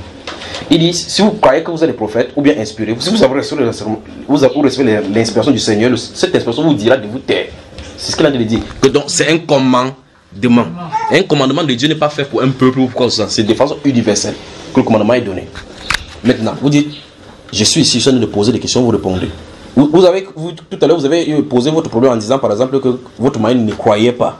Vous voyez? Et vous avez des difficultés à aller vers lui parce qu'il ne peut pas vous répondre à votre question. La Bible règle tous ces problèmes-là. Il n'y a pas un seul problème que le chrétien doit rencontrer sur la terre qu'il n'y a pas ça dans la Bible, dans les Saintes Écritures. D'accord? Je vous ai dit à l'entame ici qu'il y a des enseignements concernant ce sujet parce que les questions que tu as posées, on a déjà résolu cela. Vous ne me connaissez pas, je ne vous connais pas. Parce que les gens, ceux qui j'enseigne chaque fois connaissent déjà cela. Tous les problèmes. On a les cas des gens qui n'ont pas de mari. C'est quoi qui est résolu dans la Bible. Les gens qui ont le mari non croyant. Qu'est-ce que la Bible déclare? Pose alors. Un nouveau converti qui vient de croire ne connaît rien. Oui. Alors, comme tu dis que la parole parle tout ça, elle ne connaît pas encore la parole. Elle va être enseignée, bien comprendre. Oui. Comment alors vous faites? C'est pour cela que les apôtres sont là. Je recommence encore ce qu'il dit. Jésus n'a pas donné laissé les gens vides. Il a donné les uns comme apôtres, les autres comme pasteurs, prophètes, ainsi de suite, pour le perfectionnement. C'est pour ça qu'on dit le perfectionnement des saints. Quand vous croyez, vous êtes saints. Il faut qu'on vous perfectionne. C'est pour ça que les enseignements sont donnés. Dans Actes des Apôtres chapitre 2, quand l'apôtre Pierre prêchait la première prédication de l'église, 3000 personnes ont cru. La Bible déclare que ces 3000 personnes seraient de nouveau converties, comme tu dis. La Bible dit qu'ils persévéraient dans l'enseignement des apôtres, dans la façon de prendre dans les prières. Et le Seigneur ajoutait chaque jour ceux qui étaient sauvés. Donc la Bible n'a pas laissé, Dieu n'a pas laissé quelque chose inerte ou bien il n'y a pas de vide juridique chez Dieu. Tout est, quelle que soit la question que vous allez poser là, la réponse se trouve dans la Bible. Mais la question maintenant c'est, est-ce que nous serons prêts à obéir à ce qui est écrit? C'est là le problème. Donc toutes les questions que vous pouvez vous poser concernant Dieu, les réponses se trouvent dans la Sainte Écriture. Toutes. Autre question encore? Oui. Tu poses alors. Pendant que tu parles, est-ce que tous sont alors prêts d'enseigner les nouveaux convertis là? Regarde, ton rôle, ce ne sera pas de savoir si quelqu'un est prêt. Non, mon rôle, c'est de savoir parce que c'est moi qui suis victime. Non, suis attentivement ce que ça veut dire. Et je ne suis pas bien enseigné. En réalité, il y a un problème. Oui. Vous avez dit que vous avez été dans un milieu, on a enseigné une chose. Oui. Peut-être, je ne sais pas combien de milieux vous êtes passé. Vous vous asseyez ici. Et peut-être on ne sait pas encore la suite, quel est encore l'autre milieu. C'est une grâce de connaître les gens que Dieu a envoyés. Maintenant, nous venons de poser des fondations ici en disant qu'il n'y a pas de femmes apôtres, il n'y a pas de femmes prophétesses, il n'y a pas de femmes ceci, il n'y a pas de femmes ceci. Maintenant, il y a des gens, pendant que nous sommes de parler, qui se trouvent sur un ministère conduit par des femmes. Et qui y sont depuis longtemps. Et bien plus encore, ces femmes-là établissent même les pasteurs, même hommes. En priant pour en les consacrant. Pas vrai? D'autres ouvrent les écoles en leur donnant un diplôme, que je dessine les diplômes à telle personne. Elle dit que ce sont mes églises. Elle crée les églises partout. Mais pour autant, elle n'est pas en règle avec le Seigneur. Même s'il y a 4 milliards de personnes là-bas. Ce n'est pas la majorité qui va prendre avec le Seigneur. Jésus, dans le livre de Luc, chapitre 6, verset 46, il a dit: pourquoi m'appelez-vous Seigneur, Seigneur, et ne faites-vous pas ce que j'ai dit? Dans le livre de Luc, Matthieu, chapitre 7, verset 21, il dit que pas tous ceux qui me disent Seigneur, Seigneur entreront, mais celui-là seul qui fait la volonté de mon Père qui est dans les cieux. Voici, ici, il vient de dire que si quelqu'un croit être prophète ou enseignant, esprit, qu'il reconnaît que c'est un commandement du Seigneur. Et si quelqu'un ignore, qu'il ignore. La version Thomson de ces versets dit que si quelqu'un ignore, c'est qu'il est ignoré du Seigneur. Autrement dit, c'est que Dieu ne le connaît même pas. C'est ce que la Bible dit. Alors donc, comment donc quelqu'un dit qu'il est prophète, consacre sa femme pasteur? Il dit qu'il est prophète. Et la Bible interdit cela clairement, de façon claire. Ici, ce n'est pas dit envers par rapport en disant que c'est le chant a fait quoi. C'est dit de façon claire, limpide, pour qu'il n'y ait pas d'interprétation. Alors, ça veut dire, soit on se soumet, soit on ne se soumet pas. Maintenant, par rapport à la question que tu as posée dès le départ en disant que comment je vais faire, j'avais des questions pour poser. Si l'église était enseignée de la bonne façon, on n'aurait pas ces problèmes-ci. Amen. Ouais, si l'église était problème. Oui, si l'église était enseignée, et c'est pour ça que je reconnais donc. Maintenant, la question maintenant c'est: quels sont les gens qui enseignent? Qui les a enseignés? Dans la Bible de Jacques, chapitre 3, la Bible dit qu'ils ne sont pas au milieu de vous, les gens qui se mettent à enseigner. Parce que vous savez comment on sera jugé plus sévèrement. Parce que le simple fait qu'on tord le sens, qu'on est dans tous les sens, je ne crois pas ceci, parce qu'on nous a embrouillé avec ceci, montre que des faux enseignants se trouvent en notre milieu. Et par conséquent, s'il enseigne des fausses choses, s'il y avait quelqu'un ici qui était sur un ministère, peut-être qu'il était une femme, s'il y avait une femme pasteur ici, depuis elle serait partie. Parce qu'elle n'aimerait pas entendre ce que ça lui dit. Parce que ceci va dire que non, c'est le contexte. Vous avez tort les Écritures. Elle va vouloir se décaler là pour ne pas entendre. Parce que la vérité va lui faire du mal. Vous voyez? Mais quelqu'un qui veut apprendre va dire: Seigneur, je veux apprendre de toi. Et puis tu te rabaisses pour absorber ce que la parole dit, sachant que ce n'est pas une personne qui va te juger, ce sera le Seigneur. Donc si vous faites les Saintes Écritures, comment vous allez faire autrement? Parce que si par exemple toi, tu sors, en sortant tu vas fermer ta Bible. Tu vas sortir la Bible. Le jour où tu vas ouvrir un compte, tu vas te rendre compte de trouver ça. Donc tu ne peux pas fuir. Alors la question maintenant c'est: qu'est-ce qu'il faut faire? C'est les faux enseignants qui ont installé ces choses dans le cœur des peuples. Les apôtres de la Bible n'avaient pas ces choses-là. Regardez le chapitre 11. Regardez, rentrez au chapitre 11, je vous montre quelque chose. Chapitre 11. Regardez-moi le verset 16, ce que le verset 16 dit. Si quelqu'un se plaît à contester, allons-y. Si quelqu'un se plaît à contester, nous n'avons pas cette habitude, non plus que les églises de Dieu. Vous avez vu cela? Donc au milieu des bons apôtres, il n'y avait pas quoi de con. S'il y a une époque de contestation, c'est aujourd'hui. Où on prêche, quelqu'un dit que je ne suis pas d'accord. Vous avez les Saintes Écritures. Regardez bien, notre époque sera vraiment jugée plus sévèrement. Vous avez la Bible dans le téléphone. Vous avez les Bibles là-bas où je peux parler quelque chose. Vous dites: non frère, je ne suis pas d'accord avec toi. Parce que la Bible dit ici qu'on... L'apôtre Paul venait, personne n'avait rien. Il dit: pour ce qui concerne le mystère de l'iniquité, je vous ai déjà dit que ça va arriver comme ça. Vous entendez seulement, vous n'avez pas de référent biblique. C'est lui qui dit ce qui va arriver. Et vous devez croire cela. Vous parlez de Bible. Il dit qu'il n'y a pas de contestation. Vous voyez ce qu'il en est? Dans 1 Corinthiens chapitre 4, verset 17, il dit que de quelle utilité, il dit que Dieu envoie Timothée pour qu'il vous enseigne tout ce qui me concerne dans toutes les églises. Vous voyez, au chapitre 14, là, le verset 6, il dit de quelle utilité vous viendrez si vous parlez en langue. Si vous ne parlez pas par révélation, par enseignement, par doctrine, par révélation. Donc, quand il venait, tout ce que vous n'avez pas écrit, il venait parler ça avec la bouche. Quand il parle avec la bouche, ce que tu dois savoir, c'est entendre ce qu'il a dit, vivre ce qu'il a dit. Mais toi et moi, nous avons maintenant la Bible, que si vous oubliez, vous avez encore l'endroit où vous allez aller lire. Eux, ils n'avaient pas cela. Et là, il n'y a pas de contestation. Quelqu'un a la Bible maintenant, il conteste même. Vous me suivez, n'est-ce pas? Alors, il faut qu'on fasse attention. Les saintes églises sont données pour que nous ayons la base de la foi. Pour que si on dit maintenant quelque chose, on regarde tout simplement la référence là-bas. Et donc, l'apôtre Paul dit dans Galates chapitre 1, verset 6, 7, 8 et 9, il dit que je vous écris ces choses au sujet de ceux qui veulent renverser l'évangile de Dieu. Pas qu'il y ait notre évangile, mais qu'il y a des gens qui vous troublent. Vous voyez cela? Quand bien nous-mêmes, il dit lui-même, il inclut. S'il vient à Thessalonique, il lance encore quelque chose. Il avait dit dans 1 Corinthiens chapitre 4, verset 3, ce que Dieu veut, c'est votre sanctification. Il a dit ça. C'est que vous vous abstenez de l'impurité. C'est que chacun de vous sache posséder son corps dans la sainteté et l'honnêteté. Sans vous livrer à une convoitise passionnelle comme font les païens qui ne connaissent pas Dieu. Il a déjà dit ça. S'il vient un jour, il dit que non. C'est que Dieu, vous pouvez avoir 2 femmes. Votre corps, vous revient. Il dit, quand bien nous-mêmes, quand un ange du ciel annoncerait un autre évangile, autre que ce que nous avons annoncé, qu'il soit anathème, maudit. Donc il dit, même si lui vient, il vient dire autre chose qui est contraire à ce qu'il a déjà dit, il doit être maudit. Parce que ce qu'il avait dit, la première chose était sous l'inspiration du Saint-Esprit et c'était parfait. Donc ça veut dire si quelqu'un donc plus grave encore vient enseigner ce qui n'est pas écrit dans les Saintes Écritures, ça veut dire que la personne est sur le coup de la malédiction. Maintenant, si le coup est sur le coup de la malédiction, où est-ce qu'il conduit ceux qui entendent et acceptent ça? Vous voyez? Dans 2 Pierre chapitre 2, il dit qu'il y a eu parmi le peuple de faux prophètes. Il y aura parmi vous des faux docteurs qui introduiront des sectes pernicieuses et qui, régnant le maître qui les a rachetés, attireront sur une ruine soudaine. Il dit plusieurs les suivront dans les dissolutions et la voie de la vérité sera calomniée à cause d'eux. C'est terrible. Donc, il est prophétisé que les faux enseignants vont venir. Ils vont installer certaines choses que Jésus n'a pas enseignées. Les gens vont aller vers eux. Sinon, la grande majorité iront vers eux. Donc, il faut maintenant qu'on mesure le prix à payer. Dans le livre des Titres, chapitre 2, donc, le verset 3 dit que les femmes âgées doivent aussi avoir l'extérieur qui convient à la sainteté. N'être ni médisant ni adonner au vin. Qu'elles doivent être bonnes, soumises à leur mari. Ils doivent donner des bonnes instructions à des jeunes filles dans l'optique de leur apprendre à aimer leur mari, à être retenu chaste, occupé au sein domestique, puis conclure afin que la parole de Dieu ne soit pas blasphémée. Ça veut dire que si une femme quitte cette position-là, Satan blasphème la parole. Vous voyez comment on en est. La Bible déclare 1 Corinthiens 1 Timothée chapitre 5 car plusieurs ont déjà quitté la voie de la vérité pour aller suivre Satan. Mais elle continue à dire oh alléluia, alléluia, mais elle suit Satan depuis. Donc la femme peut avoir les alléluia dans le chanter parce que même les oiseaux viennent à côté de la maison pour voir qu'il y a des chanter, mais elles les suivent quand même Satan. Qu'est-ce qu'il faut faire? Il faut savoir maintenant si on est une femme vertueuse, si on est une femme sage, elle a pour repositionner. Parce que vous ne connaissez pas ce que le féminisme vous a fait. Quand un mari parle, un homme parle, la femme élève la voix, à cet instant, elle est coupée, disgracée devant le Seigneur. Vous saviez cela? Obéissez à vos maris en toutes choses, comme au Seigneur. Donc il faut connaître quel style de femme la Bible parle ici. Comme dans toutes les églises, que les femmes se taisent. Dans 1 Timothée 2, je ne permets pas à la femme d'enseigner, ni de prendre l'autorité sur l'homme, mais qu'elle doit demeurer dans le silence aussi, comme le dit la loi.